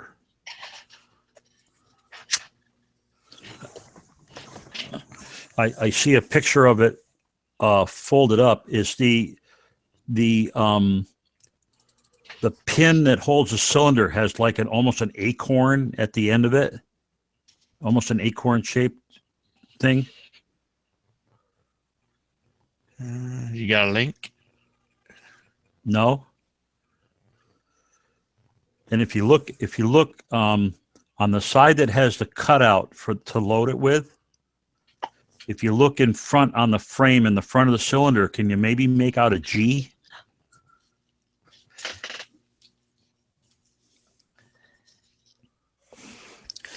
Yeah, I can't make anything out on it. Yeah, let me. What's your? Let me see if I can do this. How do I want to open this? Crap, it's not going to work. I'm trying to figure out how to send you a picture of the picture. Let me share my screen and you can tell me if you think it's close to what you're looking at. Google Hangouts. And do this, then do chat, screen share. Okay. Can you see this on the screen? Yeah, I'm not seeing anything. That's the only thing I can see that's as thin as yours is. And you can see how the trigger's folded up, but it does if you swung it down, it would have the little round lump towards the back, towards the towards the grip, just like yours does? Yeah, I'm not seeing anything. Oh, I'm sorry. Well, I don't know what to tell you. Can you copy and paste in the side the address for it? I can try. Copy image address.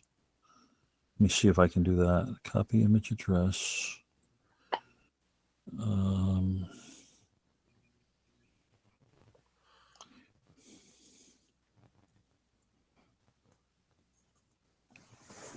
Won't let me do that.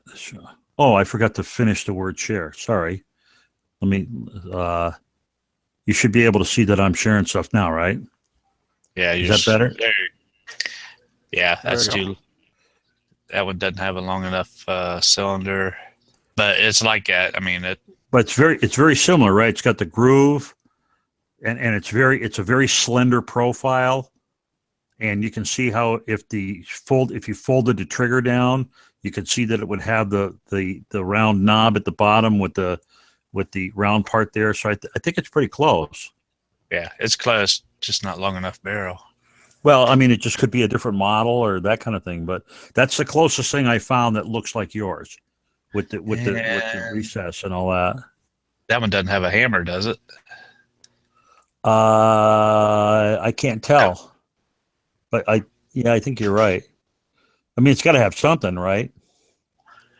Yeah. But it doesn't have a hammer like yours does. All right, so I'll keep looking. But hey, what the hell? It was close. Yep, it's close. The problem I mean, is they say it's a G20, but they don't say who made it.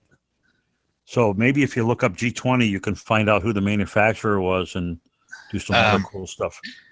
Now, if you move your mouse over to where it says visit page, if you right click on it, it'll say open a new window or. Oops, sorry, I screwed that up. Let me do this again. Let me get rid of that. All right, so let's. Oh no. Right, so you want to do visit right here. Yeah, open a new tab. Yeah, I did that already. That auction's closed for whatever it was, though. Wow, he had a lot of really interesting guns.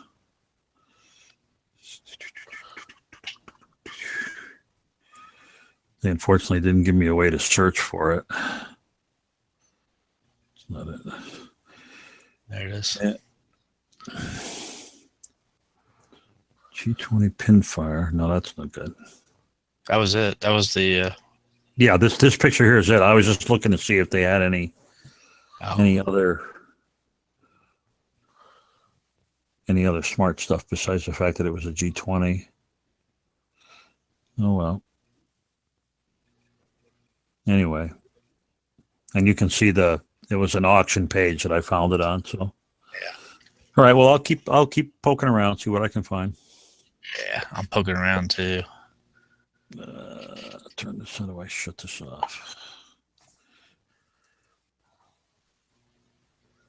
There you go. That should have shut it off.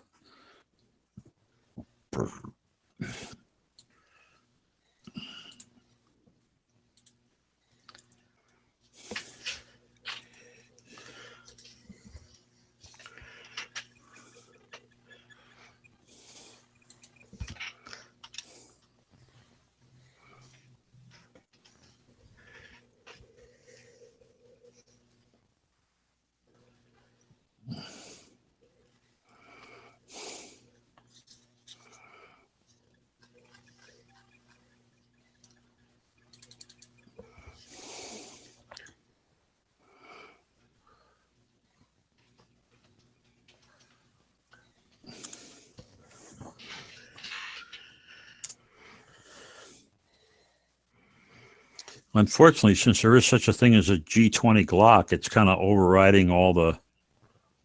Yeah, I know. Freaking drive me nuts. All right. Well, I'll keep looking. Yeah, he was just curious if it was worth anything. Restoring or. Hard to say if we don't know what it is. Yeah. So what other firearms besides that did you get from your neighbor? Oh, I didn't get any other ones from him. I mean, he He got a few of them, from the house, but he's keeping them. There was a raven. There was a Colt, little 22 Colt that he got. Let me see here.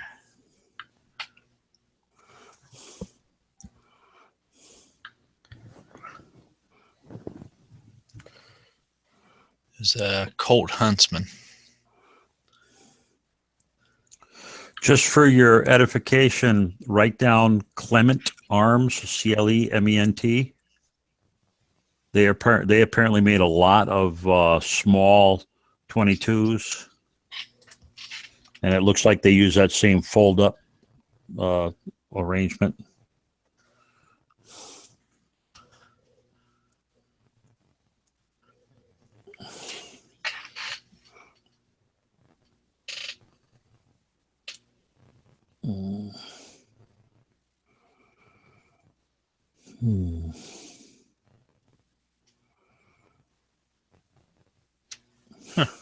Let's see.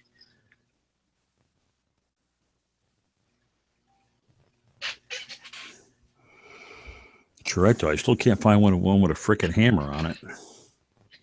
Yeah, I found some. Okay. Hope that helped at all.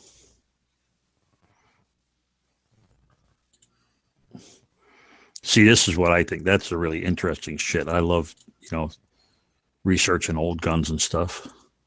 Which worst comes to worst, you could take a little bit better picture of both sides of it and send it into the NRA guys, and say, hey, I got this old gun, Right. He might even call you back.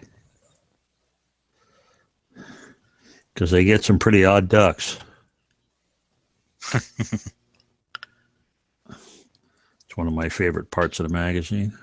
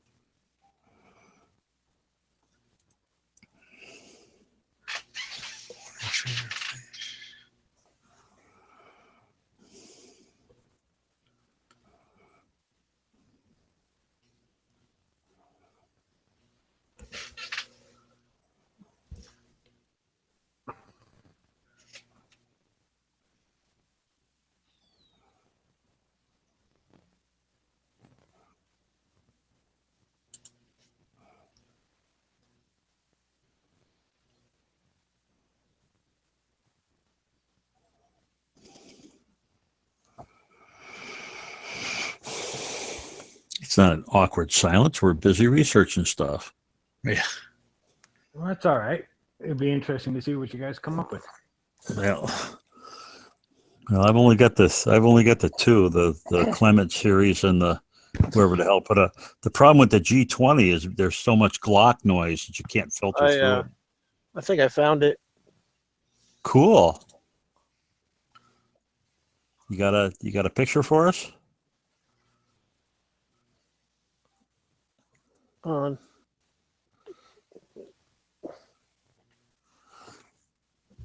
Do the screen share thing. Here's that or link. Put the link in. Okay. I think this one has a shorter barrel, but it looks pretty exact. Pretty close.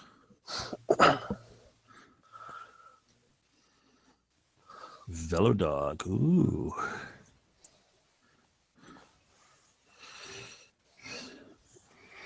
Yeah, that has the acorn front as well. No, that doesn't have the groove for the loader. Well, it probably does. It's on the opposite side, but I don't know what that lever Well, is on that side is. There's a picture further down. They got pictures of the gun on both sides. Oh, okay. On both sides, yeah. Yeah, I don't think so. And the way the trigger comes down with that, you see how you can see the hinge piece? This doesn't do that, so.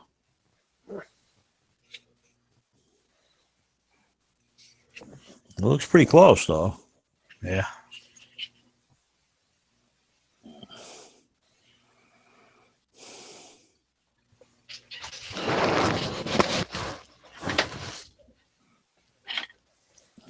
That says whatever this is a Belgian Velo dog. So I don't know, some kind of European made, who knows what.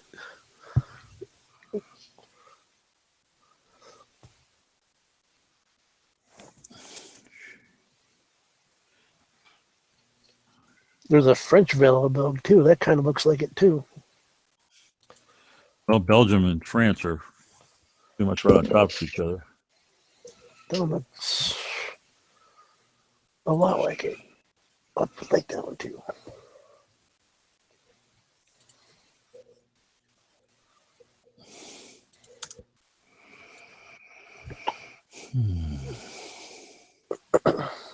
I like the other one. That kind of. Yeah, I thought the other one was a little closer, yeah.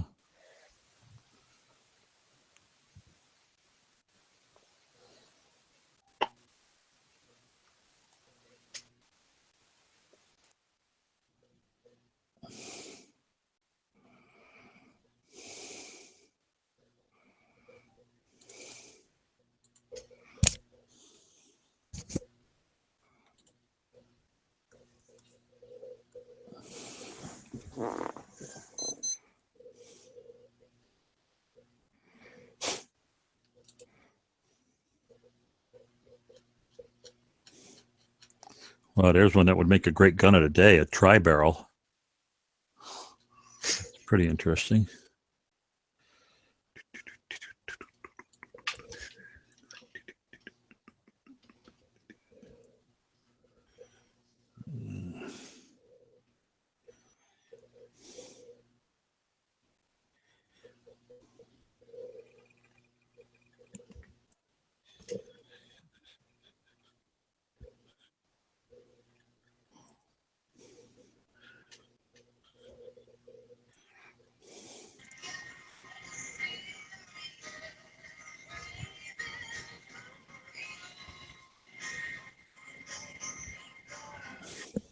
Yep. I was going to say I watched the music. Honey,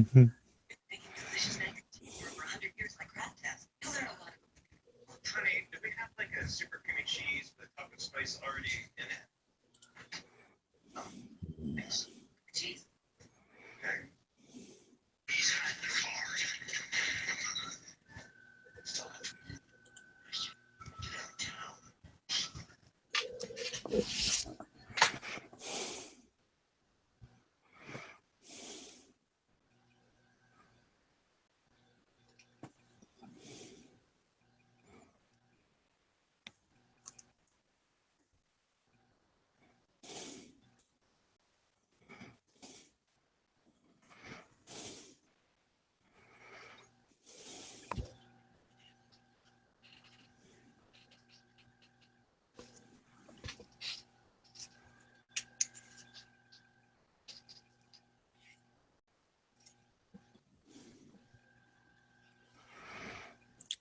Yours had a tang, right, on the hammer? Had a spur? Yeah. Okay. I found one without a spur, but I didn't find one with one. It's almost like people ground them off.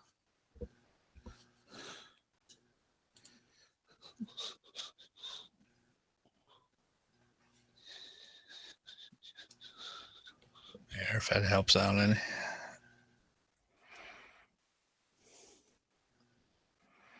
Oh yeah. Okay. Shoot, let me see if I can reverse that image. That's pretty small. I mean, geez, that's a tiny little gun. That's really on your hand. Either that, you got monstrous freaking hands. Okay. Let's see about options.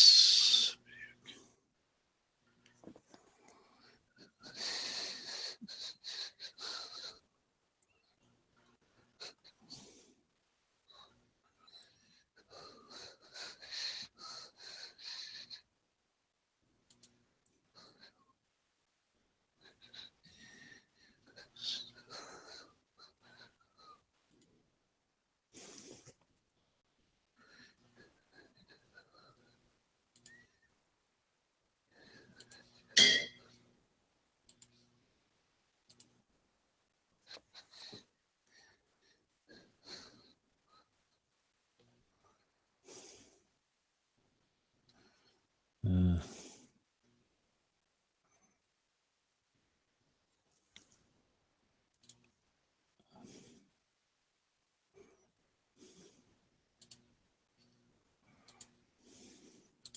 There. How's that? Does that help you out any? well, you just reverse the image. Right. But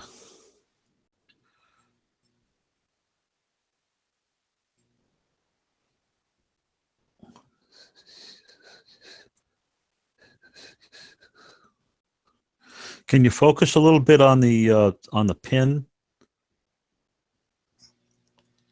Yeah. Okay. Yeah, that's really old. Okay.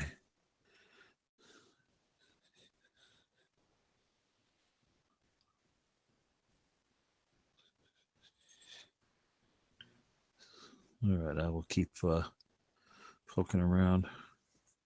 It's hard for me to keep it in. Yeah, keep it in frame and everything. Yeah, because it's reversed for me. Yeah.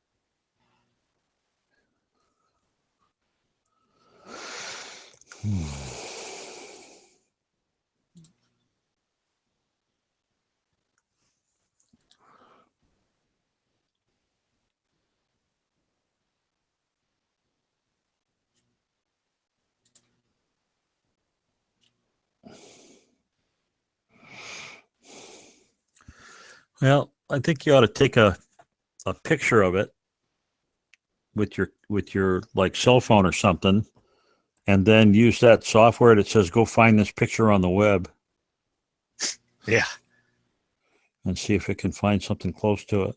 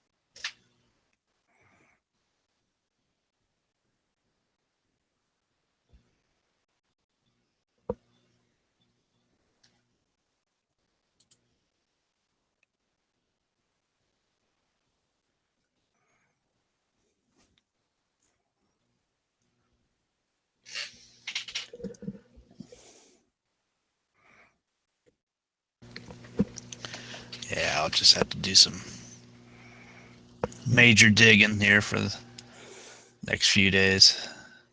It'll give me something to do while I'm on vacation. So No, that's true. While you're recovering. I don't need to recover from anything. Oh, wrong guy. Yeah, I don't drink. So I mean, I do. I just don't like drinking when I'm down there carrying and stuff like that. So.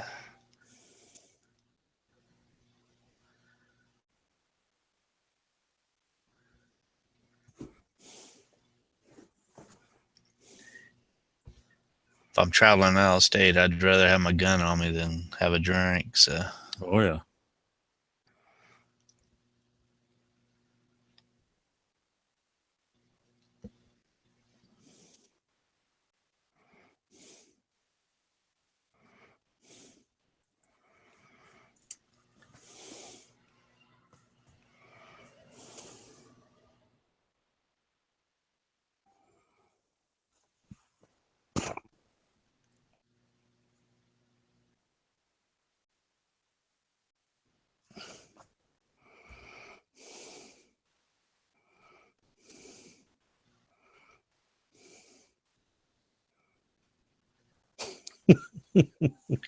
I'm definitely seeing a lot of pretty neat guns while I'm Yeah, yeah. looking for it. G-Web says that the way that gun looks is that's what happens if you shoot too much 9mm and don't clean it right away. So, Yeah.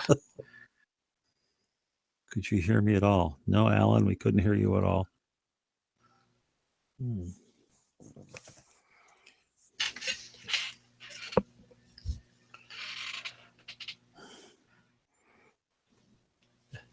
Zalin GRT. I do not know. It's somebody in the what do you call it chat there? The regular lobby chat.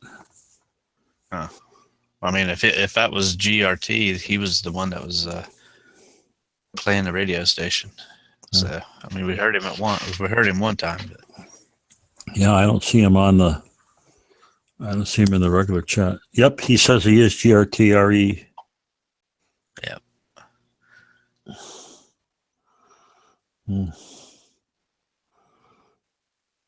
Maybe you need to open up your bandwidth a little bit.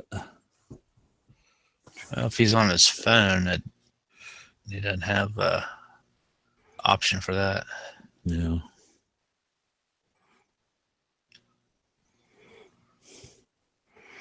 I see a couple that look similar, but it looks like the hammers have been bobbed. Yeah.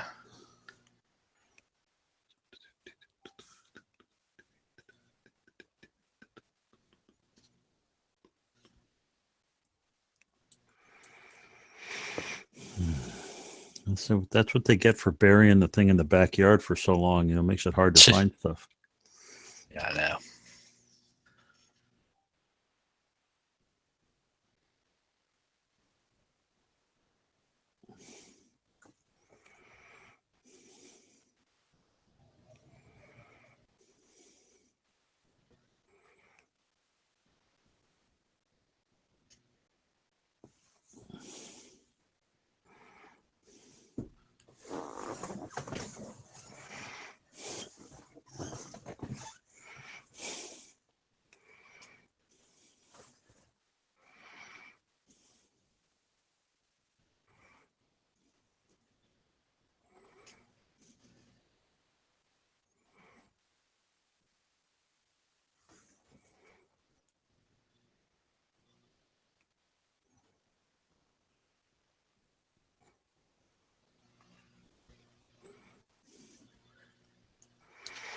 I keep seeing, like NAA style revolvers.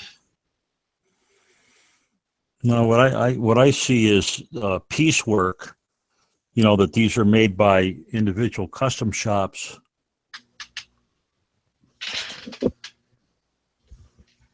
And they actually look French. I see one with a loading gate, and it does have a cut in it, but it's not the same as yours, but it does have a similar hammer and a similar trigger. Your, well,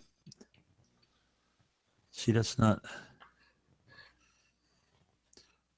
on yours, does it look like if you were pointing it to if you're pointing it to the right where you can see the loading gate and you look at the mechanism underneath the barrel, does it look like that's hinged at the bottom?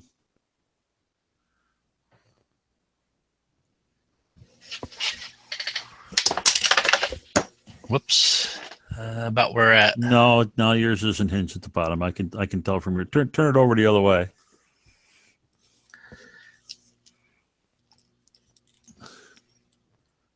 Okay, so there is a screw. You see the screw at the very bottom?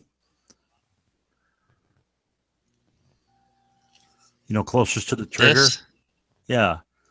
And the pin above it is tapered, out. It flares out. Right. Not quite the same, but pretty close to the one I'm looking at.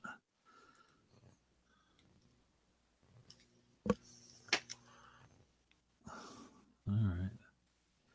Take a look at that image. Let me put you a boy, it's close. Not quite the same, but it's close. Cut. Hangouts and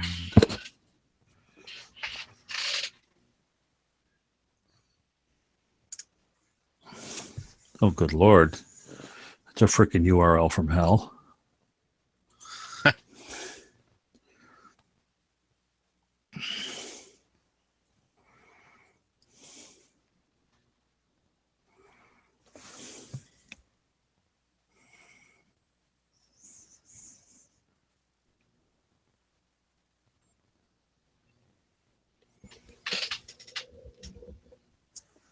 Well, it is pretty similar. It's similar. It's not quite the same, but it's pretty close. Let's see. Melodogs.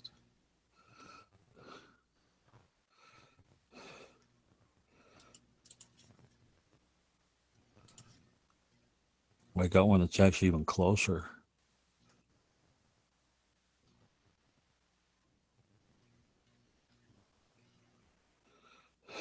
The rear of it isn't quite the same, though. This one looks like it's a top brake.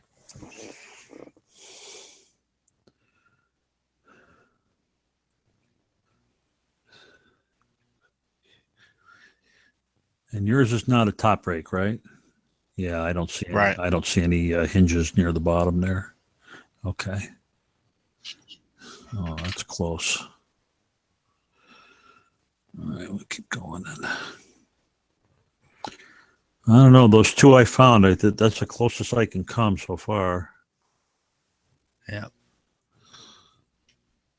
I love the internet.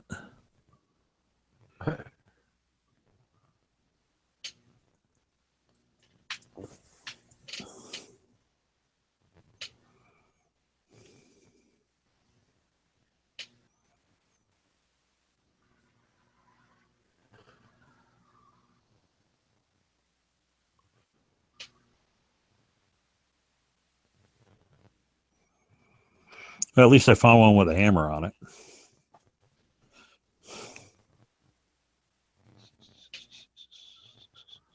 Ooh, that one looks real close. That one looks real close. See if they've got a picture of the other side.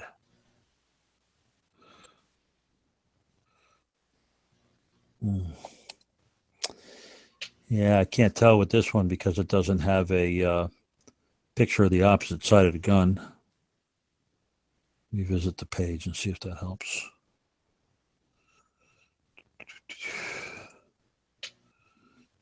Pistols, a CZ, good Lord.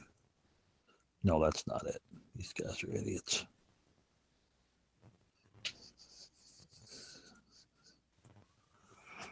Oh, it's a Clement again.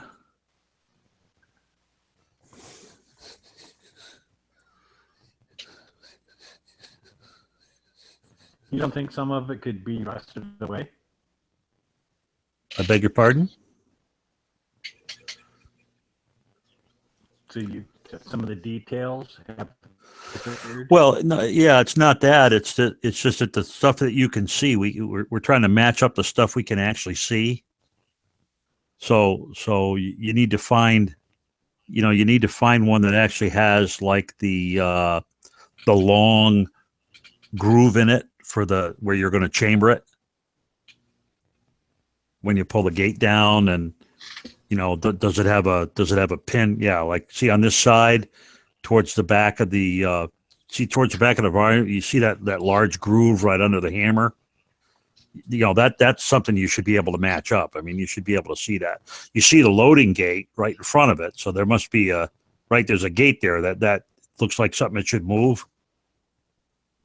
Right. I mean, it probably won't because it's rusted shut, but you got to be able to pull that down. So you got to be able to find something with the trigger and the trigger in the same style, the hammer in a similar style, that loading gate, and then that assembly in the front. And what's weird about the assembly in the front is most of the ones I see, that second pin way down towards the bottom is actually right there, is usually equal or right off of the frame of the gun. It's not in the middle like it is on this particular gun. So those things are that's what's causing this fit. So we can come close, but we can't quite get on it. Now, do you even know if this thing is loaded or not? Oh, that's interesting. Well, it wouldn't matter. It's nothing's gonna. Yeah, that's not it. No, The it hammer's only not gonna get close. if you start banging around there trying to free things up, Yes. Yeah, it's not loaded. At least all the cylinders that aren't lined up, right? Right. Let's see. 1, 2, 3. I'm surprised if you have 6. I'd bet you more like 5. Yeah, it's 6. It is 6. God, that's weird. I mean, it really looks more like a French or a Belgian. It should be in like a 32 or something, or a 6.5 Right. millimeter. But you can count, so we'll no problem.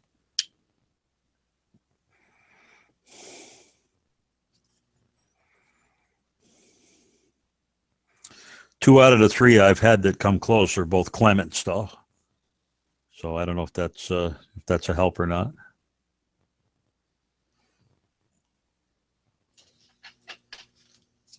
You got Clemens. You got that Velo dog. That's kind of close. Well, Velodogs is it's a website. It's not it's not okay. what do you call it? Yeah. That's just a website for very unusual, weird ass guns, which seems to be. I don't know. There's a Velo dog cartridge.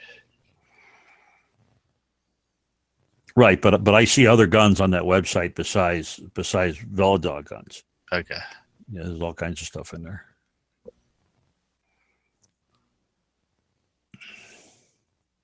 That was a safety lever on that one revolver. The one that Robert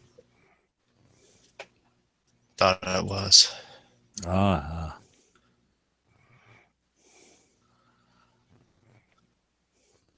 Well, that's part of the fun when you get a bunch of people looking, is they can say, well, wait a minute, that's not the same, or that's different, it's missing that piece or the other piece.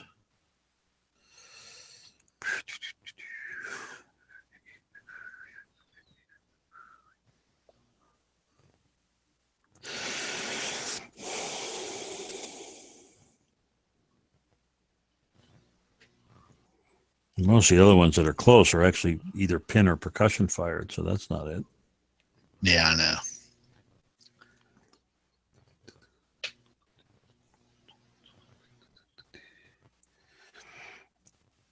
Yeah, I found that interesting French one the other day. at the pawn shop. That was a lot of fun. I haven't fired it yet, but I did clean it up, and I do have ammunition for it. I just haven't taken it out to the range yet.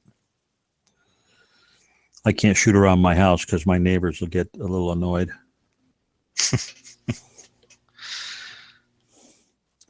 Don't want to piss them off. Well, my neighbor on one side is no problem. He's an old fart like me, and he could care less. I would just warn him ahead of time. But my Indian family neighbors on the other side of me would probably not be real happy.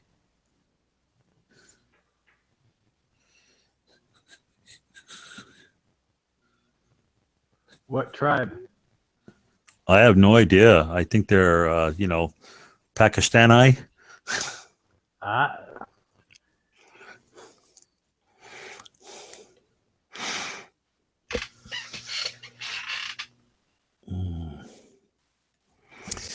Yeah, well, I'm gonna have to show more results because that's as close as I can come on those pictures. Damn, this is close. Oh, A Henry Piper?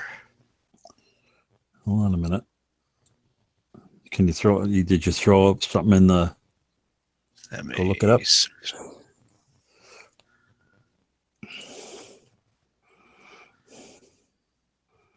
I just can't get over how small the frame is on that thing.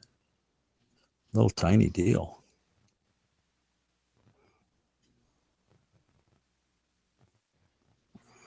Oh, I see what you mean. There's GRT Yeah. read. Join left, join left, join left. Yeah. Here, let me do this.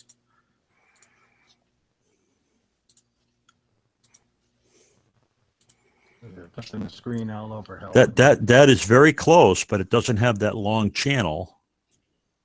Yeah. Yeah. Well, But it's awful almost like close. yeah,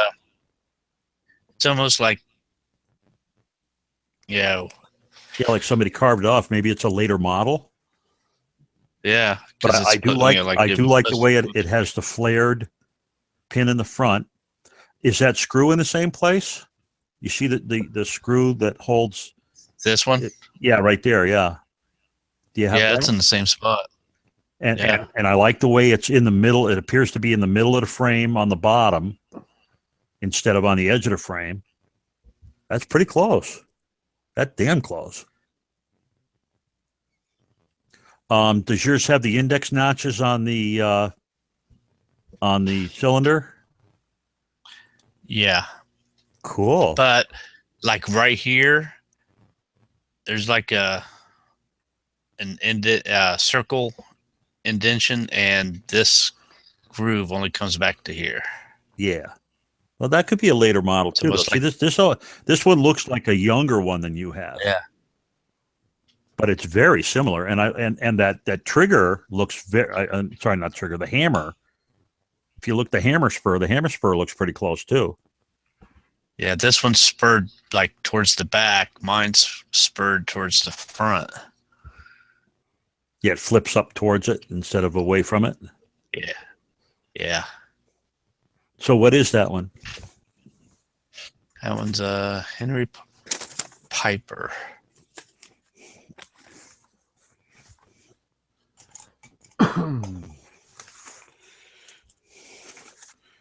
Let's get out a new piece of paper.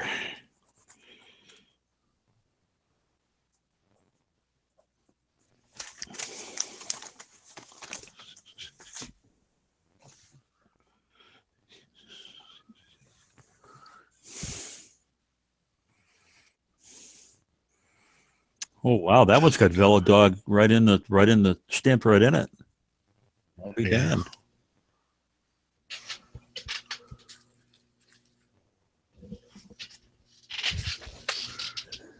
Where's my flashlight? There it is.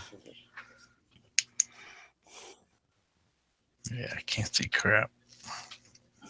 Well, you can see crap. That's the whole problem. Yeah.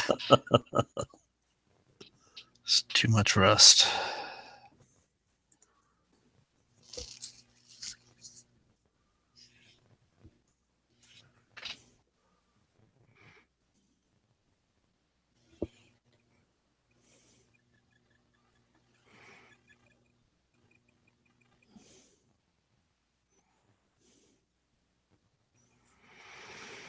Well, I wonder if there's a Velodogs website where they have a forum where you could ask for help identifying it, because it's I tell you, they're the ones that seem to have, every time we find a picture that looks pretty close, that's where it seems to come from. Yeah, I know.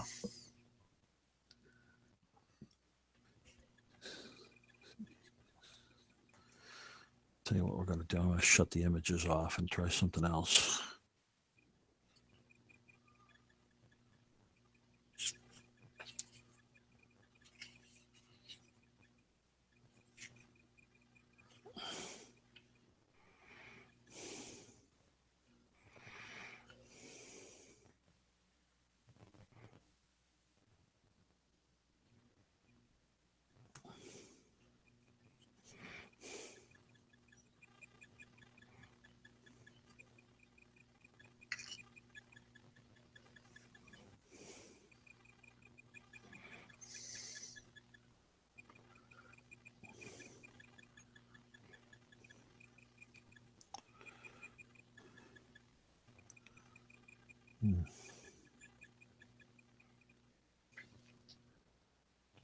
Piper, just one P, right? Piper.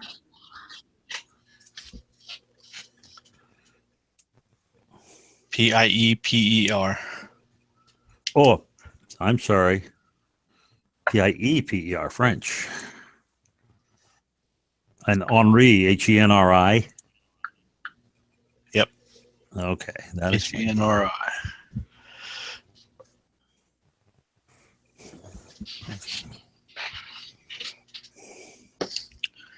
He's a prolific gun Belgian designer with scores of patents registered to his name, yet only one Velodog bears his name, perhaps because he died in 1898. His trademark, merely visible here, was a crown over the letter P in a circle. Yeah, but you can't read any of that stuff anyway. Yeah. Yeah, right there.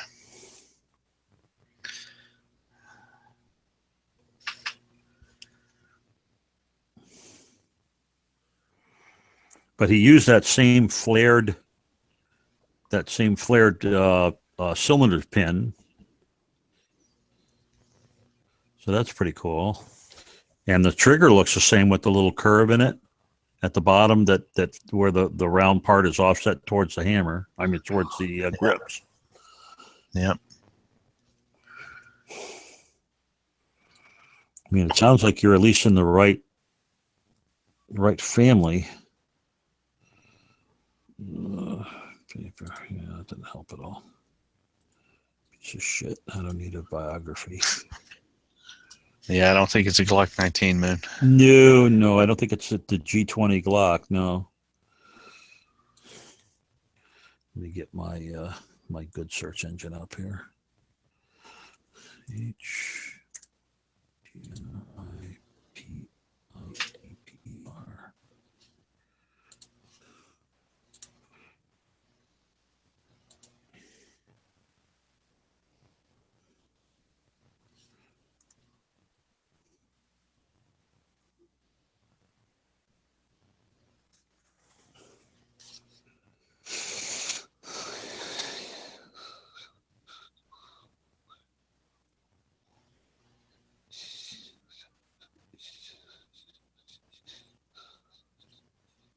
Not it.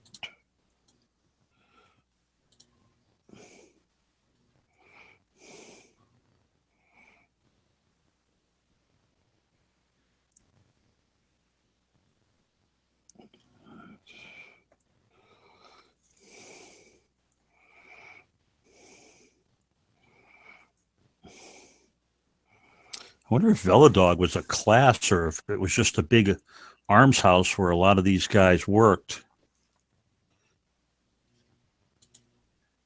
Yeah, I'm not sure. Yeah, I think I found the same one that you had. It was actually on Gunbroker. The 5.75. That looks like the same one you were just looking at.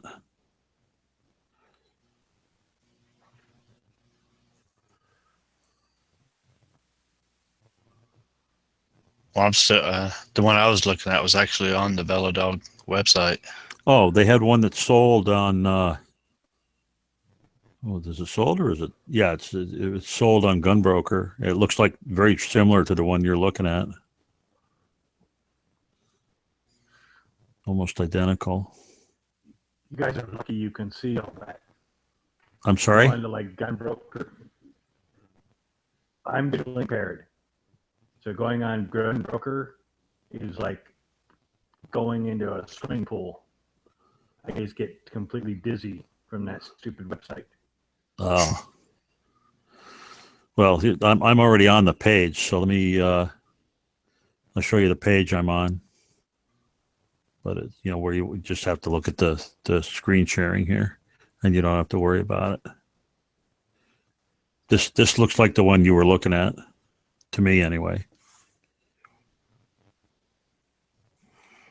It does again. It doesn't have that long groove, but all the other components look pretty much the same. Mm-hmm. There you go. That's a nice picture of it. But I'll tell you, that looks an awful lot like the one. I mean, it could be somebody else's and they were copying them, or because that shit happens. I mean, look how many Browning lookalikes and all that other stuff that you run into. Right.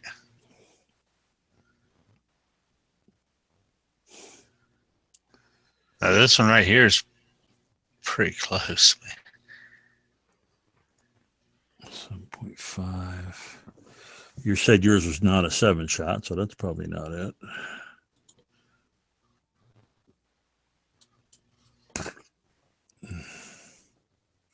You had another one you said? Ooh, French Anneau. Well, Piper is I can't see it. There you go. There. No, but see how again, it doesn't have a long enough. Boy, you're right though, with the circle and the grooves on the cylinder and the flip up. That's exactly. Yeah. That's very close. But if you look at at that, that area there, it's almost like a crane. And it's not it's not in the center, but other than that, it's wicked close. That one has stamp markings in it too. Yep.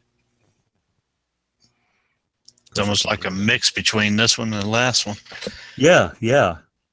To be honest with you, I would say this one is closer. Yeah, with the hammer, the trigger, and the cylinder markings. Yeah. Yep. They're much. Now, do you have that lump in the middle of the cylinder? Like it looks like it was welded together? You mean this ring right here? Yeah, right there. I don't know if you can see that or not. But you were talking about. Yeah. So that's pretty close. So you've got the index marks, the circle, and the groove in the flute in the cylinder, and that matches. The hammer flips up towards the front of the gun rather than the back of the gun. So that's pretty close.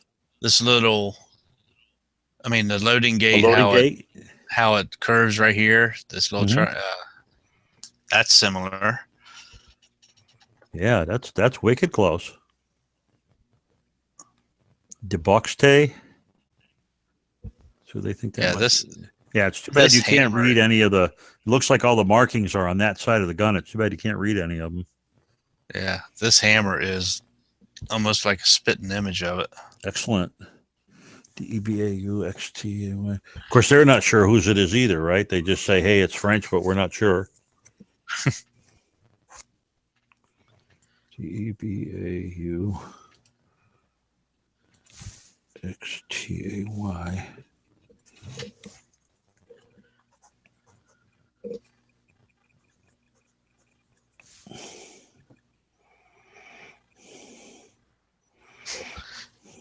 Yeah, that didn't. No. Just for. Well, it's probably a proper name. So.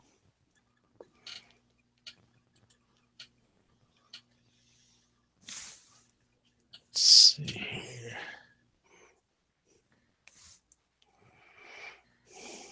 Oh, that's actually off of the VeloDogs website too. Damn.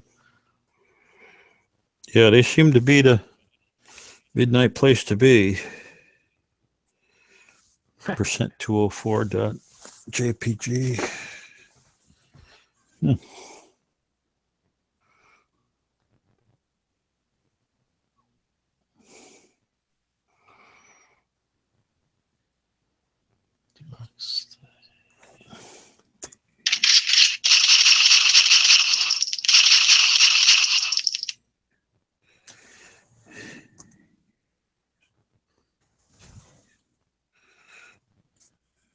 TY.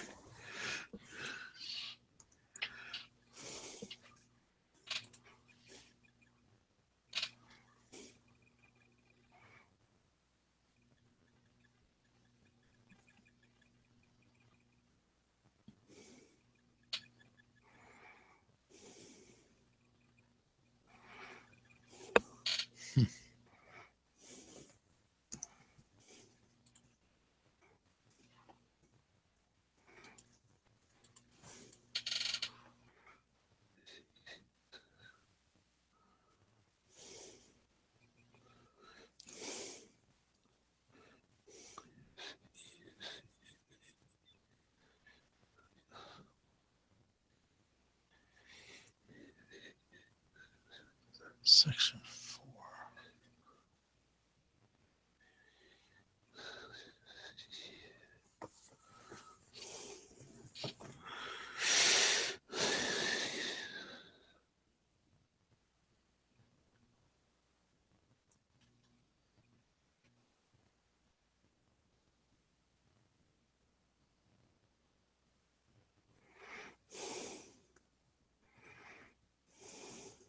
So, how do you test a barrel like that? Something so old, once you cleaned up, how do you test it or whatnot to make sure it can handle actually firing around without blowing up?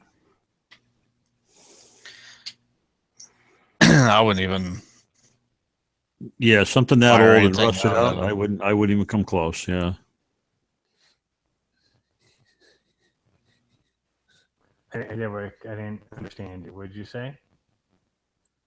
We're saying we wouldn't even try it. Oh, you 'Cause- okay? Yeah, because of how old and rusty it is and stuff. We wouldn't even bother. I thought maybe there was a scientific way without doing it and having it blow up in your hand. Yeah. So Velodog appears to be a cartridge style. And any gun that takes that cartridge is considered a Velodog gun. At least I finally gave up and just went to the base site for the Velodog guns.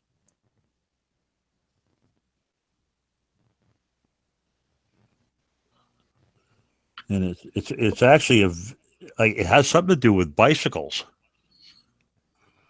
They were like guns that bicyclers were like to carry and like shoot their little puppy dogs that chased them and tried to bite them.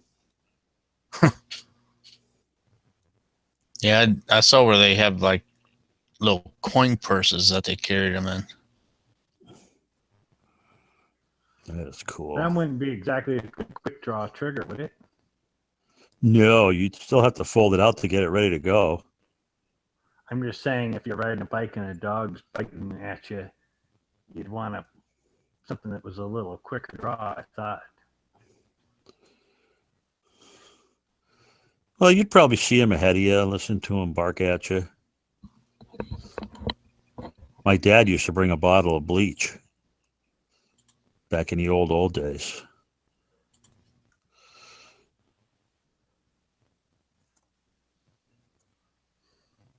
Yeah, and Clement. Okay, so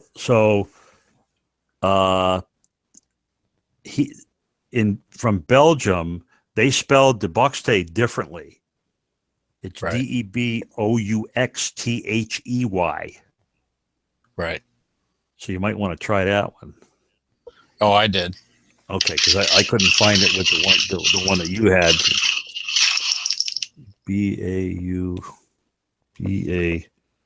Bauxth. And Clement was one of the guys. Charles Clement was one of the guys that made them in Belgium. So the Clement name is showing up again. The Debouxtey, right, is showing up again. So I think, and Piper, I see Piper in here too. H. Piper. So it's, it's quite possible any one of those three guys. But that last one that you found with the Depotier is really seems to be pretty close. Right. Yeah, it might be one of his models. Yep. So I think you're right. I think you're looking at a Velodog type gun, and it's probably Belgium.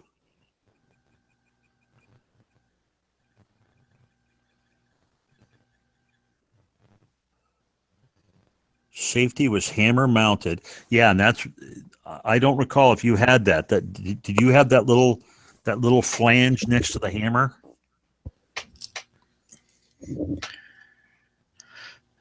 Nah. On the picture that you're looking at right now, you see the triangular thing right under the hammer? Nope, a little higher. It's actually mounted on the hammer. Yeah, that right there, that's actually a safety. Yeah, this doesn't have that. And yours does not have that. Okay. All right. Well, it was worth a try.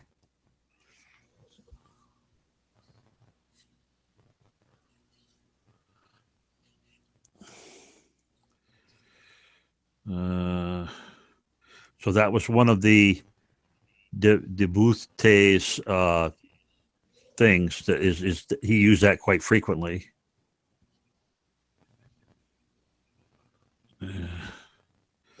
So it might not be one of his.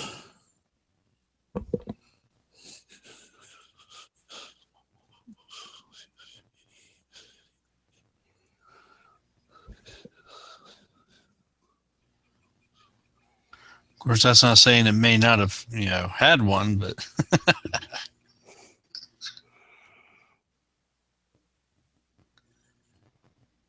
Yeah.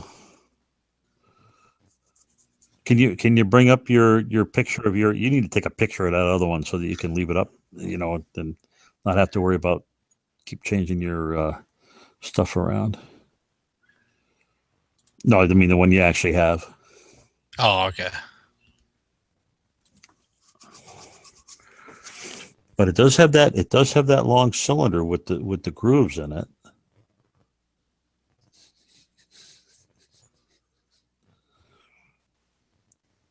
So is there a well, of course you can't tell if the hammer would have had that piece in it or not because you can't move it.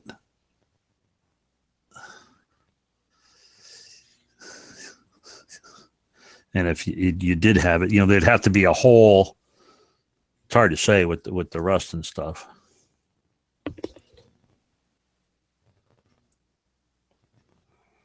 Yeah, the safety should have been on the same side as the loading gate.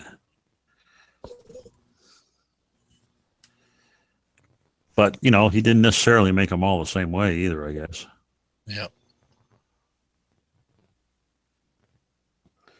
See, it looks like there's a divot on yours where that might have mounted. I can see a discoloration on the trigger that actually looks like there might have been a little hole there.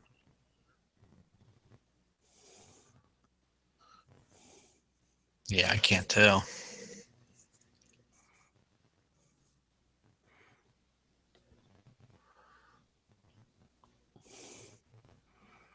Well, bring the gun back into the center of the frame. I mean the hammer, and you see right in the. If you can hold it still a little bit. I'll wait for the picture to decide what it's going to do. So if you look at where the undercut is under where the hammer spur is, and you go right in from there about 3/8 of an inch. If you bring your other finger into the picture, I'll tell you where to find it, or what I'm looking at that looks like it. Okay, right. Oh, you just went by it. Come back right there, right on the tip of your fingertip. You see that little dent, the discoloration. It's a little redder.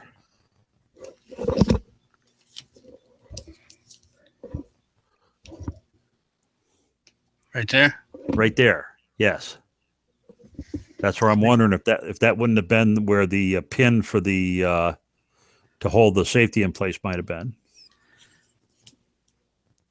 Because it's just a flat piece of metal, so you're right. It could have just rusted right out of there. Yeah, it's possible. But that's what I'm suggesting to you anyway. Is maybe, and it looks like that's where it would have been, because the way that worked was when the ones that's in the picture that you were showing are not in the safe position. You know, the hammer's down, and it looks like your hammer's pretty much down too. So it's not perfect, but it's awful close. Yep.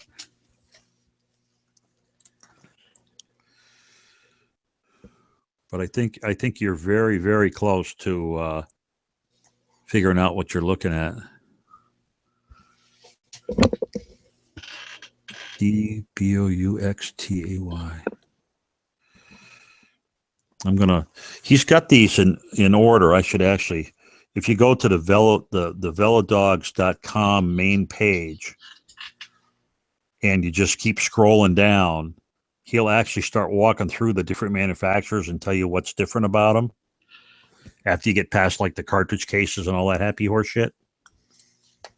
Oops, I went too far. That's what I'm actually looking at. And it's a very large, it's a very long page, so. Yeah, I know.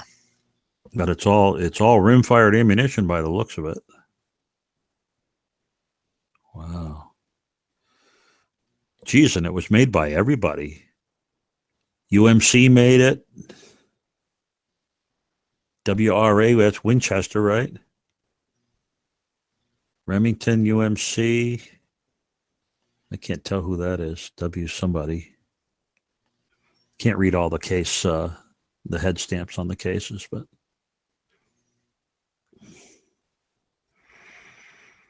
but so far the only one I've seen that has those markings on the cylinder like you have is that Debute guy. So I'll just keep going down and see if we can, his brother Bob probably made them for a while. Who knows?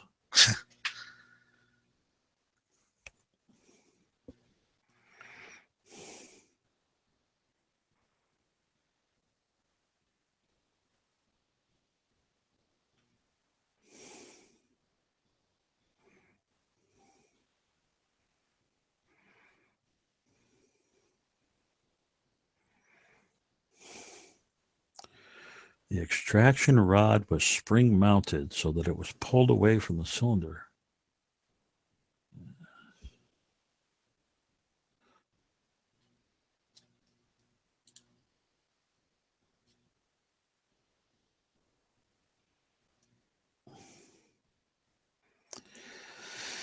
Well, if you find a double D maker's mark on it, that's he does say that both cylinders identical except they have different. Both revolvers are identical except they have different cylinders made by different artisans. So that's pretty interesting. So I wonder if he got different artisans to make his actual cylinders for him.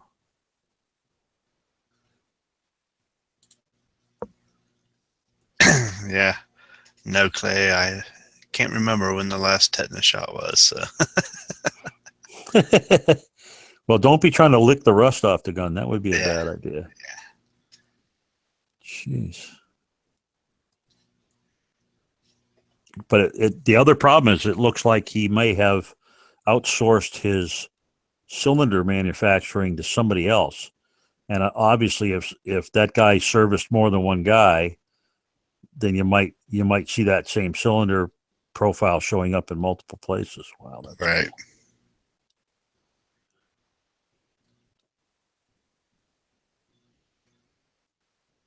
But just going through I'm just kind of quick scanning through the pictures here, looking for one that has a cylinder with the same flute markings on it. And I haven't found another one yet. Oop, there's another one. That one's pretty similar. Wait a minute. Of course, he doesn't have a good hammer either.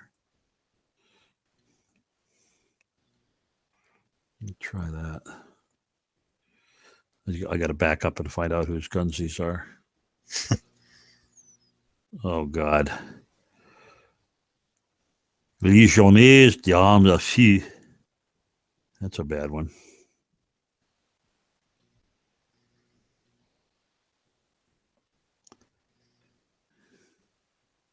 Cylinders, triggers, protection devices were fairly uniform. Okay.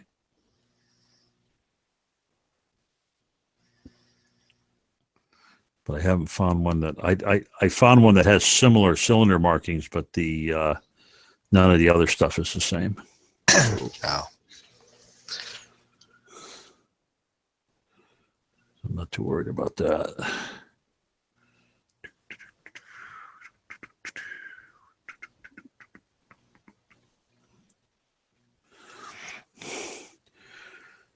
But that definitely is the closest one, you know, that I've seen of any of them. So, Right.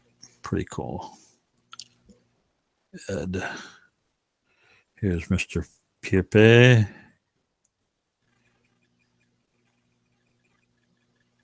couple from France. We are Bob. We're from France.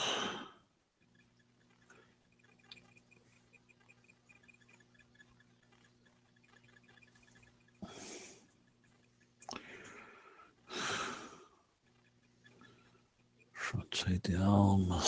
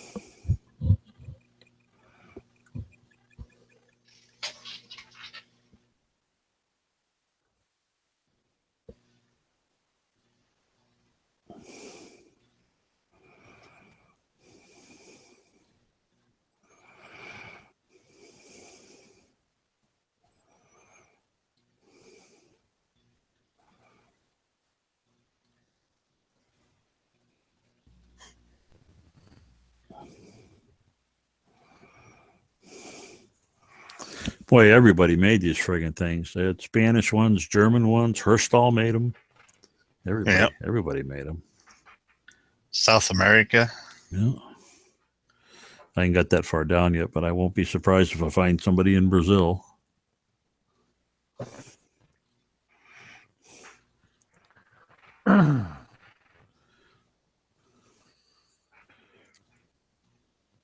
Is it a German gun? We can't really tell because there's no markings on the damn thing. But No, you were just saying that it's made in many countries, and maybe Brazil. yeah, and Herstal made them also. And Herstal is what do you call it? He's German, right? Yeah, but if this was from the 1800s, there was no East and West.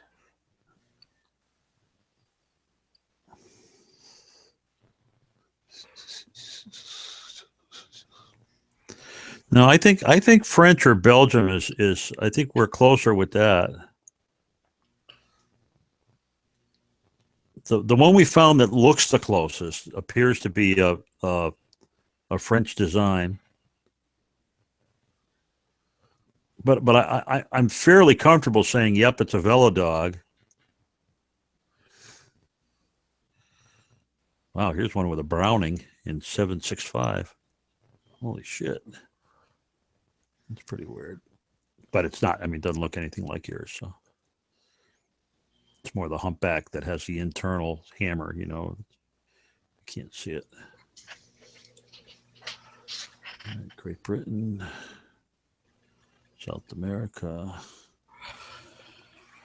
I mean, you know, if you don't really give a shit about it, if you're just really interested about it, I suppose you could go after it with you know, like a liquid wrench or something and try to get most of the rust off the outside of it, at least to the point where you can read any markings that are on it. Right. But it might not have any. You know, it's quite a few unknowns. Yeah, I did see that.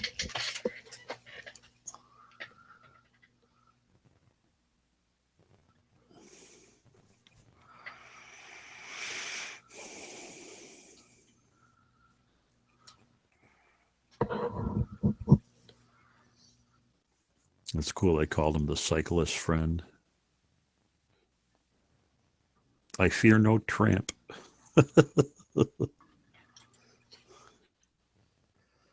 Six cylinders, ebony handle, folding trigger, heavily plated with silver. My God. That's so beautiful. What is this one? Oh, I'm just reading some of the bullshit on the page. They have some advertisements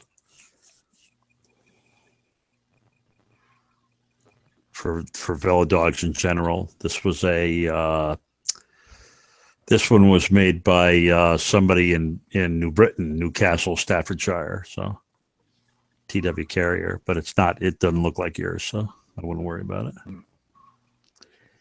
But I just find the ads. The guy's got a great page. I mean, geez, just loaded with cool stuff. I'm gonna definitely keep my eyes out for this. Ivor John, you got some Ivor Johnsons in here, some brake tops, and all kinds of stuff.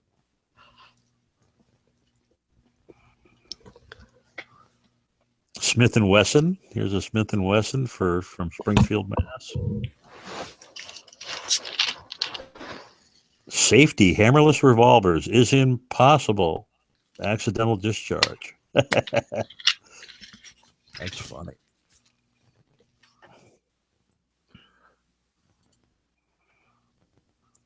Little pepper boxes, all kinds of great stuff. Yeah. They even had a section on the NAAs. Oh yeah, I didn't get to that yet. That's great.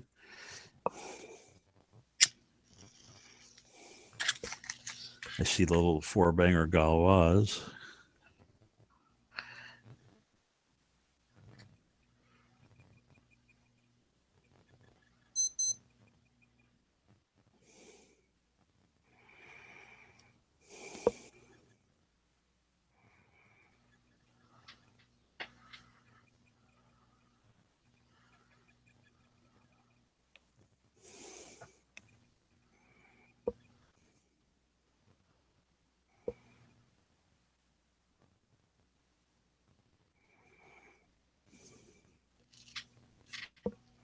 Oh yeah, and the belt buckle guns.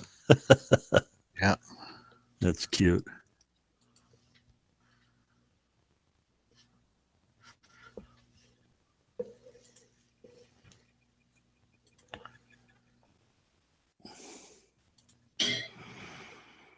Well, based on the pictures, I'd say you're probably looking at the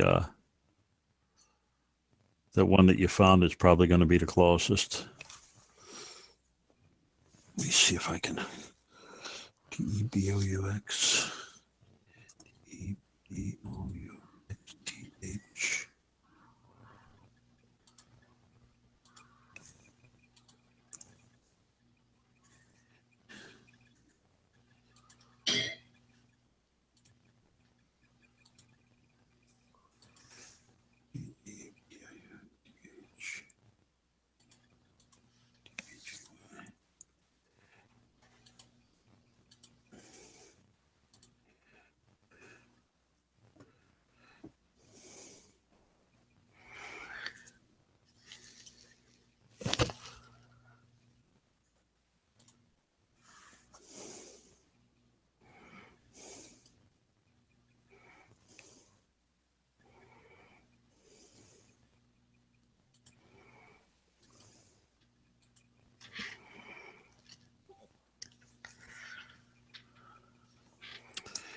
Well, Cabela's got one.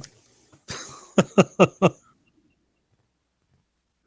don't know what store it's in, but it's close. It doesn't have the same flutes, but it does have the trigger that the flip up trigger, and it does have the hammer that flips in the right direction. The What's the price on it? $369.88.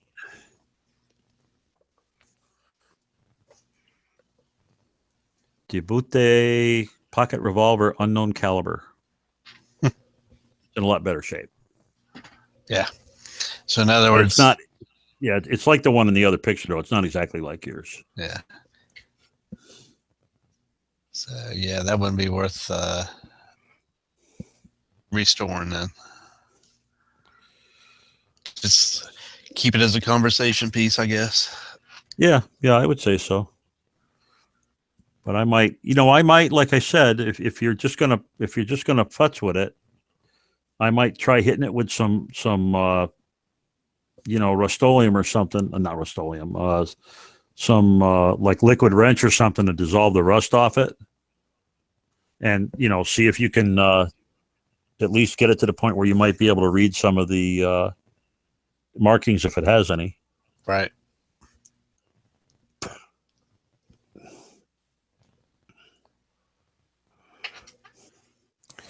But the only guys that seem to know anything about that particular gun is the Velodogs guys. So.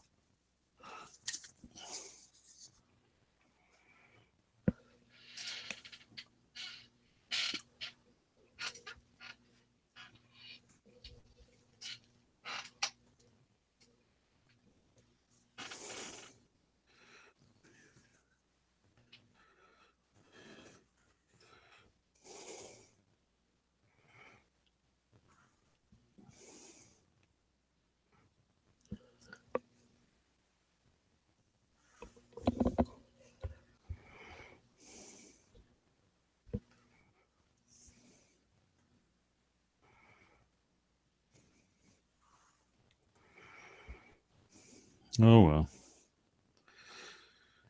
That was an interesting cruise to the internet. Yep.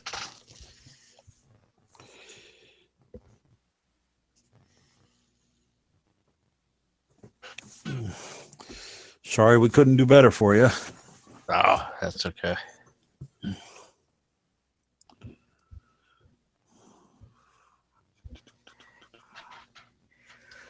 I think you did a pretty damn good job chasing that down.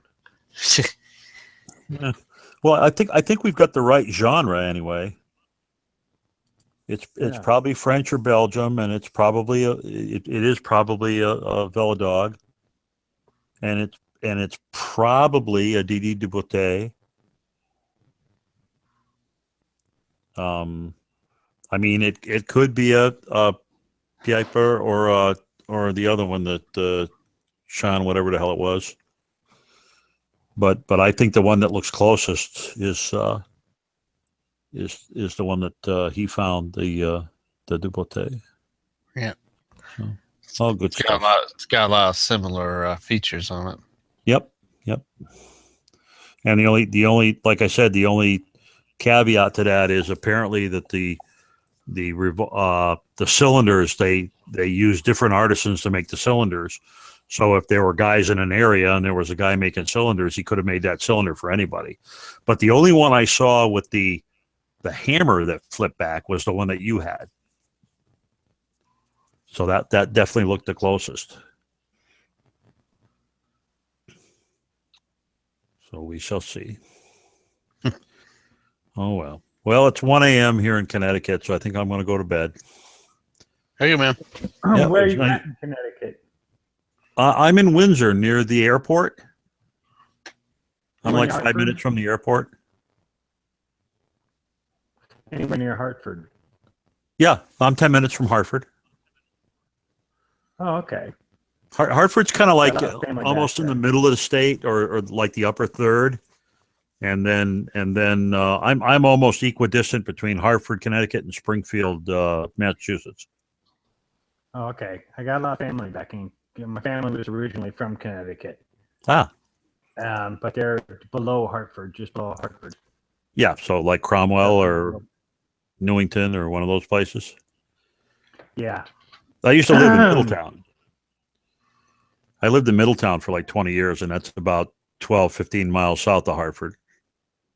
Yeah, Middletown sounds pretty familiar. Yep. Middletown, Rocky Hill, Newington, all those wonderful little places. Yep.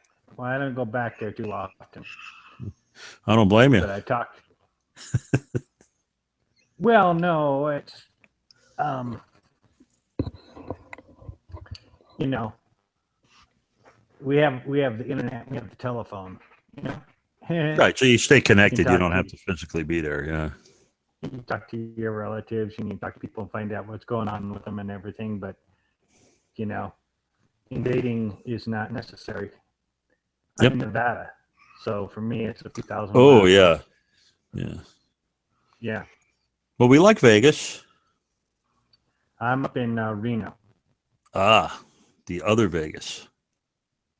Safe change. Well, Vegas is hot, humid.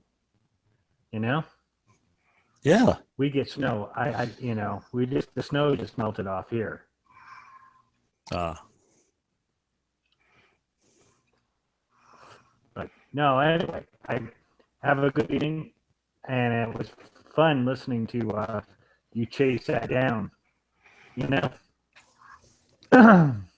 Yeah, good stuff. A lot of fun. Well, I hope you feel better and you're able to get back on I'm your getting feet. better. Everything is doing.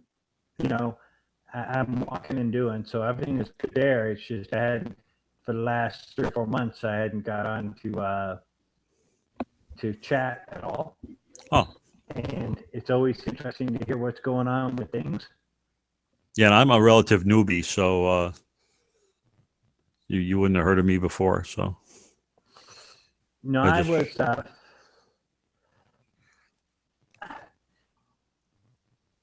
I am more or less the reason I joined gun channels. First of all, I am a newbie when it comes to guns. Okay, Mhm. I've had them all my life. I just never paid attention to them. Yeah. You know, I was when I first got on gun channels. They were talking about all these different guns, and I'm going, "Wow, I've never bought a gun in my whole life. They've always been given to me." You know. Yep. So it's one of those things where, you know, it's quite an education from you guys about it. My thing was the Bill of Rights. I'm a big fan of the Bill of Rights. And so I was more or less seeing points of view and whatnot during the election time and everything, you know, about people being pro-gun. There's nothing like going out shooting. Yep, a lot of fun. I shot. I'll be shooting every day this week, and I shot both days last weekend. So we're just starting up our season in my marksman's club, and of course today didn't count because today was archery. But I have all the kids. The kids will be home for 4th of July. We have I have a range in my backyard. oh, there you go. Okay. So it goes out to 300 yards. And so we have a competition for Thanksgiving. And all my kids come home, you know, and visit and stuff like that. So they're all adults now, you know? Yeah, yeah. But, you know, I know you've heard the old saying, the family that shoots together stays together. Yep. Yeah, it's always good to have fun competitions and things like that. You know, you can start out in the morning, you can shoot all morning, then you have a nice lunch, and then you shoot all the afternoon, and then usually we'll run through about 3,000 rounds of ammo Mm-hmm. for 4th of July. There you go. Beats wasting money on fireworks. Well, I'm at 5,000 foot elevation. So from my back deck, I look over the top of Reno. So by the time it hits nighttime here, we just go on the back deck and all the fireworks are going up from the casinos. Oh yeah. Okay, so I don't have to go anywhere for the fireworks afterwards. Great. That used to be when I lived in Middletown. That was the same way. I could go out my back door, and the town fireworks were just over the trees in back of me. So I couldn't see any groundworks, but I could see all the stuff that was in the air. Yeah, some of the bigger casinos are like 20 stories, 25 stories, Mm. and they shoot fireworks off the roof of the casinos up into the air, and they do a hell of a fireworks show. Oh. The only thing you miss is I don't know if you've ever heard of. They did a movie about it, about the fighter pilots. Forget the name of the damn school. What, Top Gun? Top Gun. Yes. Yeah. Okay. Well, in Fallon, right by me, the next town over. Right. That's where they train, right? That's where they train. Yeah. So they come and do the flybys and all the different military aircraft and all that stuff for the 4th of July. And so you really got to be in town to see that, because they'll bring some of those, even like the C-130s, they'll bring those suckers right over the rooftops. Oh, cool. It's made to be underneath one of those suckers when they're just, and a C-130, some of the big ones go slow. Yep. Okay. They go slow, and boy, you hear them. Yeah, we have a squadron of A-10 Warthogs that come out of Bradley Field, and when they're maneuvering around, I don't remember which holiday it is, but it's whatever holiday that the National Guard does their thing. They are all flying around doing stuff, and of course we get choppers every now and then. So, but it's certainly nothing as exciting as that. Oh, it's fun. It's for anybody, you got to enjoy where you live. I used to live in Southern California, and I moved here 17 years ago. And I love it up here. God, it's fresh air. You can see the stars. LA, I didn't even know stars existed. So it's, yeah, I tell anybody, if you get a chance to get out of the city, if you can, do it financially and find a way to make a living, go enjoy yourself. Yep. Good. Well, like I said, it's sort of bedtime for me, so I'm going to pull on out of here. It was nice talking All to right, you. take it easy. Yep. Yeah, Have a good very nice. afternoon. Good night, folks. Good night. Later.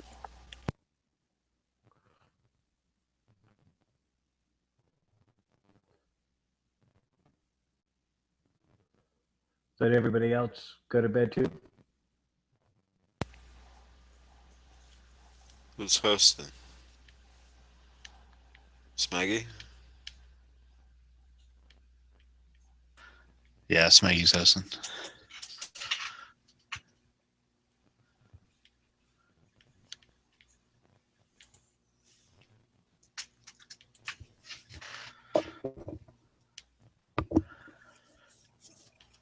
I was in alright.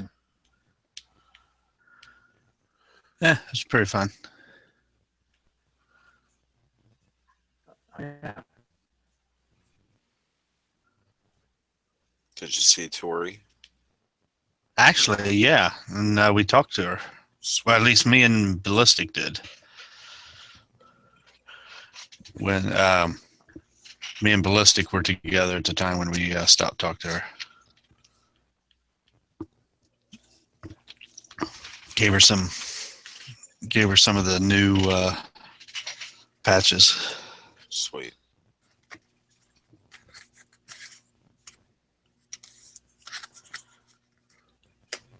Did you ever do that thing where you were going to go across the United States and check out gun shows all across the U.S.? Gun show loophole tour? What? The gun show loophole tour? Yeah, it could be, yeah. That was G-Webs. That was G-Webs, I'm sorry. Yeah. It's been, what, 3-4 months Yeah. since I've been on, and so I forget the name of people. The only person that I really remember is Pink. Well, when I first came on gun channels, he gave me a ton of crap. And so it was an interesting. No, that was DB. Was it? Yeah, that was DB. Well, because I kept asking a question that they thought I was a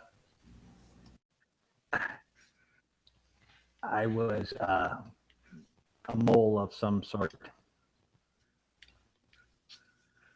And I was only curious. I was looking for a good answer. And finally, I got the good answer from someone else on gun channels. But he wasn't happy with my questions. That doesn't sound like Pink. It wasn't Pink, he was saying.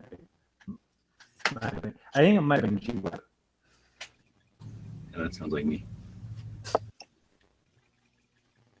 What was your question? I vaguely remember it when you first came on gun channels. Yeah, it was like a year ago. Yeah. And my question is, why do you feel the need to conceal carry? And the answer, well, you guys kept saying because you can, and I said that's not a good answer. Okay? I thought maybe you lived in a particularly dangerous neighborhood or something. Okay? Yeah, I remember that, but I don't remember who gave you shit for it. I was trying to remember. Well, I got the good answer, and so the reason I was asking the question is I was wondering whether I should get my concealed carry permit or not. Okay, and I was saying that I didn't have a really good reason that I knew of to walk around town, you know, carrying or to go anywhere, you know. I know a lot of people get it just so they can drive around with loaded guns in their car. You could get it and never even own a gun, because by getting it, you're putting your name on a list of citizens who decided to take that opportunity to get the permit from the state. So whenever a bad guy is talking to some criminal bad guy, either in jail or on the streets or whatever, and somebody throws down a stack of papers in front of them, you know, for the newsstand they're standing next to, and they look down and it talks about a record number of CCW permit holders. Now maybe they think, well, maybe life of crime ain't such a good idea when there's lethal consequences for it. And they decide to go into urban gardening and bring in fresh fruits to the inner city. That's why I think you're getting, even if you never. Good reason. Urban gardening. Yeah. No, that's a good reason. I don't know if you guys saw the opening speeches at the NRA. No, I need to watch the damn president's one. Everybody's talked about it, but I haven't taken the time to watch it. There was a lady who spoke. Okay. She was near the very end of the opening speeches. Okay. And she talked about concealed carry and about crowd mentality. Okay. Exactly what you're talking about. That if everybody's concealed carrying who's legal to conceal carry, then nobody knows who is, and that scares the hell out of criminals. And I thought that's a pretty interesting. Of course, what she said about Texas A&U and all that was amazing to me.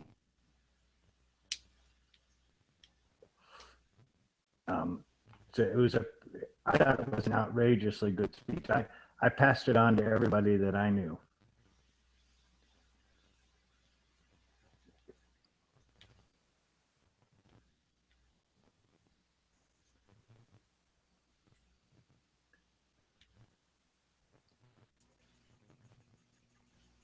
Yeah, my mom's getting her concealed carry because she doesn't want to be a victim. Well, with my vision, I'm not so sure about my ability to point out a perpetrator. Okay. You know, there's a blind guy that got his concealed carry, right? Oh, I can get it. Yeah. I can get it. Okay. Because the stupid test, okay, is only at 25 yards. It's less than that. Okay. It's like 3, 6, and 9 yards, excuse me. The 3 different targets that you have to hit.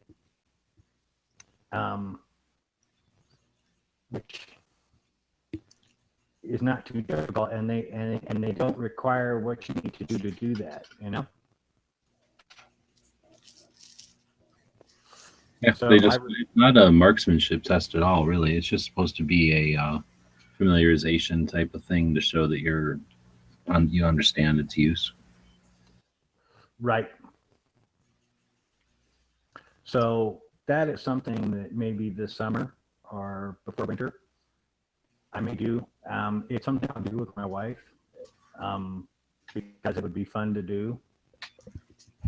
We can go and take the classes and go and, you know, get the concealed carry.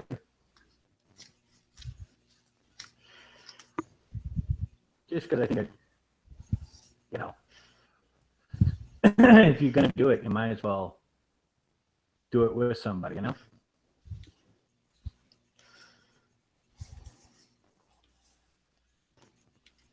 Yeah, I recommend it because then you got somebody you can talk to about, I don't know, maybe if you missed something or you weren't paying attention, you can ask them what their interpretation of a section of it was. Plus, it's got to make it easier going through it alone. We don't have a training requirement here, so. But if there was, me and my girl probably would have went through it together. Yep. So we got our carry permits at the same time. Yeah, when my mom took it, she a lot of the old women in town took it with her. So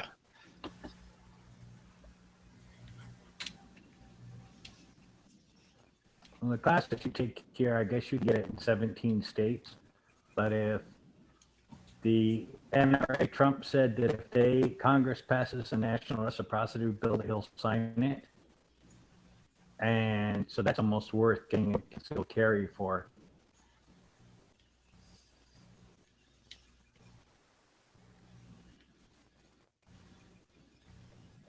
I'm right on the border with California.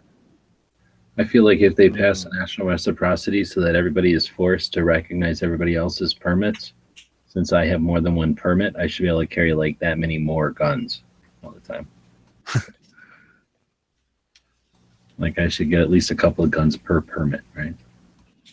Well, you know, I told you that chick who spoke at the NRA that I said was really good. She said that there is no other right in the Bill of Rights that we leave at the border of our state. In other words, we have the freedom of speech in all 50 states. We have the freedom of you know, search and seizure. You know, all of these things in the Bill of Rights aren't left at the state border. The only right that's left at the state border is concealed carry, is our gun rights. That's interesting. I haven't heard that one before. And what I told you, it was a hell of a speech. I mean, that was incredible to me. And even those most Is it on their liberals YouTube that channel? I know, I do not know. I haven't been to their YouTube channel since last Dude, year. it has to be. It has to be. Do you know Hickok works for them now? He's in big NRA's pocket. That's pretty cool, I guess.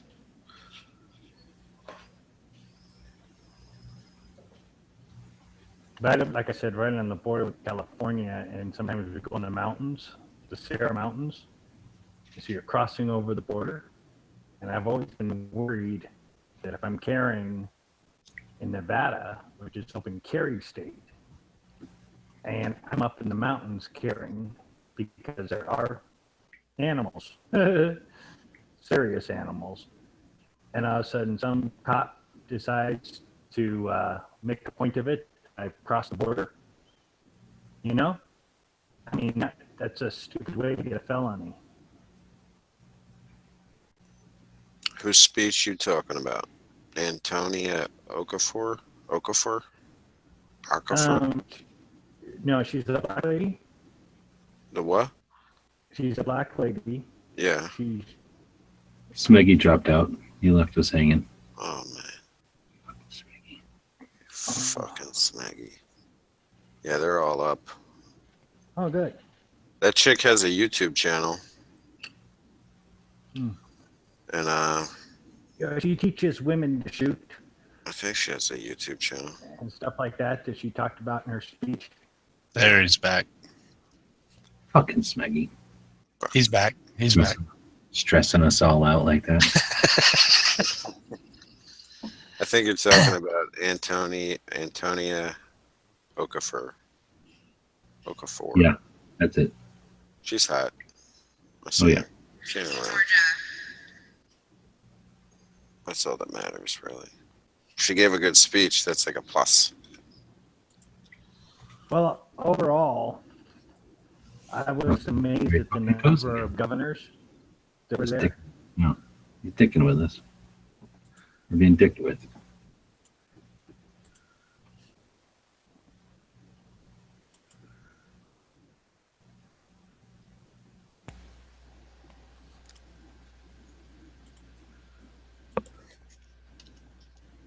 Well, what happened? Fucking Smaggy. What were you saying, Theodore? About her speech? Let me ask you a question. How many? Let me ask you a question, pal. Yeah, I thought you heard. Who is this? I can hardly hear them. They were saying, let me ask you a question. I think that was a recording of some type. Yeah. Yeah, I went to the NRA YouTube page. Oh, you find okay. it? Mhm. Well, I was watching the. I had two deliveries happening, so I couldn't get any work done. So I was watching the UN deal about North Korea, and all of a sudden the news, a delivery came, and I took care of that all, and we just did a kitchen remodel. So the new stove showed up and stuff, and I came back, and next thing you know, the news said, and now we go to the NRA convention. I go, okay. I'll sit and watch this for a while, and I ended up watching the whole damn thing for like 2 hours.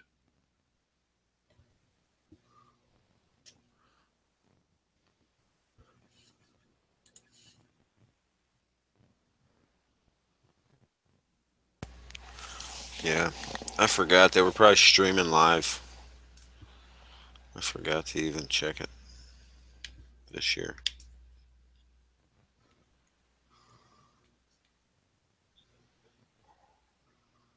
Yeah, they were streaming live on the new.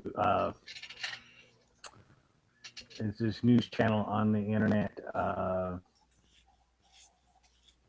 Fox 10 is on YouTube, and they're live every day, all day long. Yeah. And so they're covering, like I said, the UN thing about North Korea. Says we're going to send Bernie in there to break up the banks in North Korea.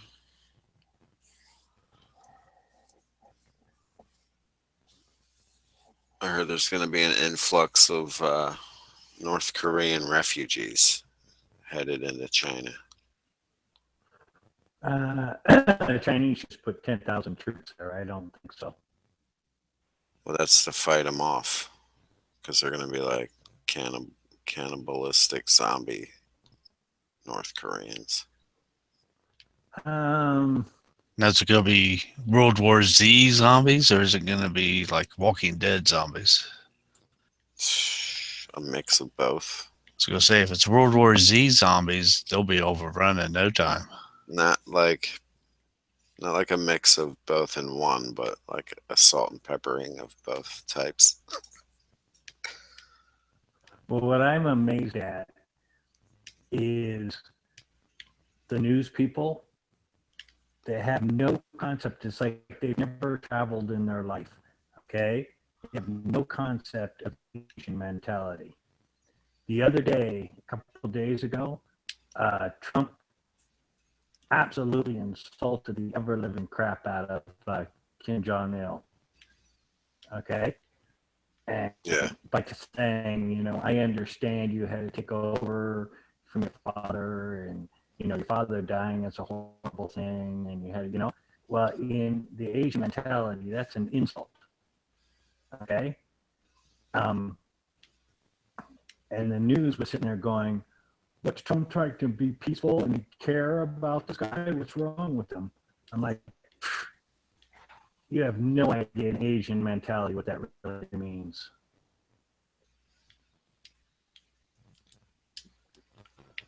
But the Chinese are called ghosts because they have no soul and no honor.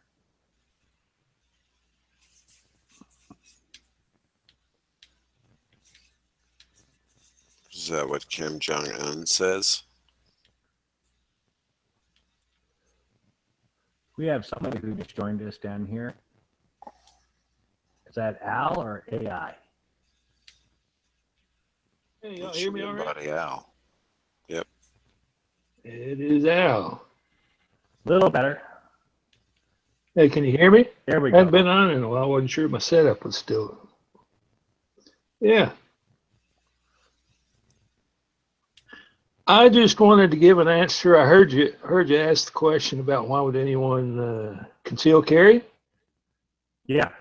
So I thought I'd give you my story.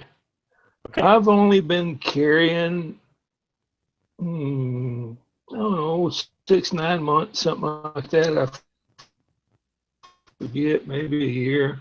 So I'm 60 years old, and last summer I started walking a lot. And typically 4 or 5 miles, you know, I'm out. I take lots of breaks, you know, so I'm out on my feet, you know, 3-4 hours sometimes. So I was about a half mile from home one evening. I had just walked up a grade, and I sat down on this on the corner to drink some water. And as I was sitting there, this sketchy looking dude in this sketchy looking beat up pickup drove by slow, staring me down the whole time he drove by. And then I noticed he drove in the parking lot on the business across the street, kind of drove around back. I was a little bit, you know, just keeping my head on a swivel. And as I stood up, head on home, the dude was parked at the corner of that building, eyeballing me.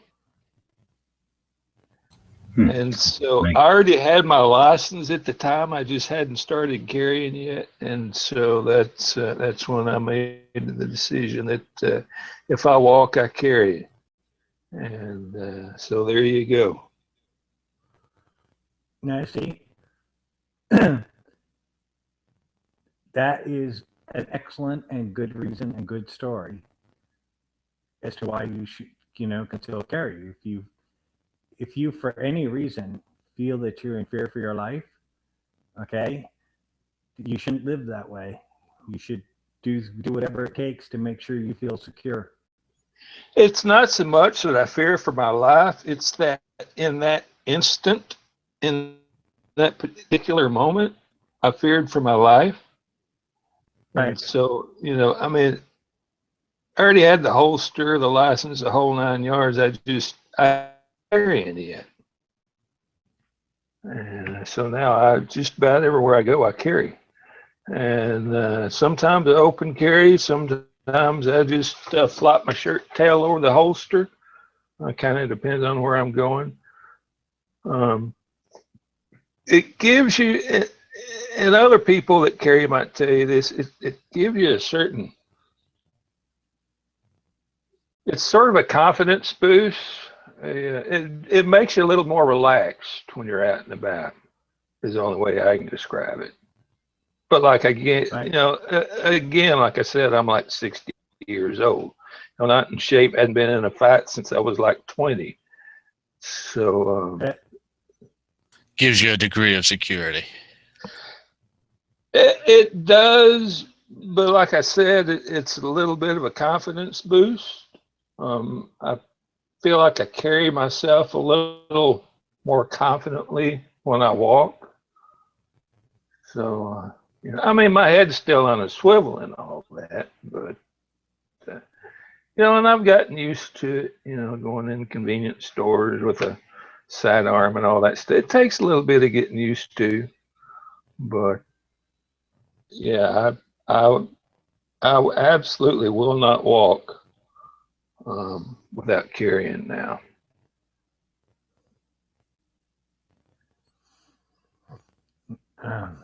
So there you go.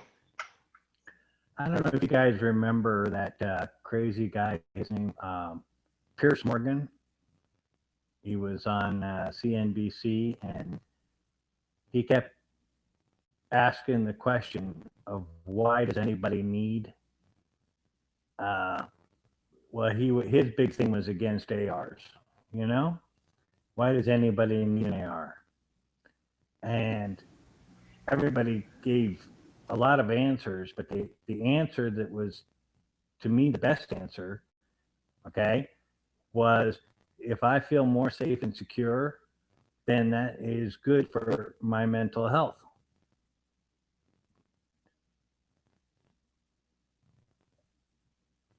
That makes me want to ask Moon, you still there? Yeah. Now, do you regret getting that Pierce Morgan tattoo? Never. What? He covered it with the Ted Nugent tattoo. No, they got their arms around each other. Like a selfie. Taking a selfie together. Y'all saw the night where he interviewed So Ted what type Nugent. of a firearm do you carry? Me? Yeah. I carry a M&P 9mm with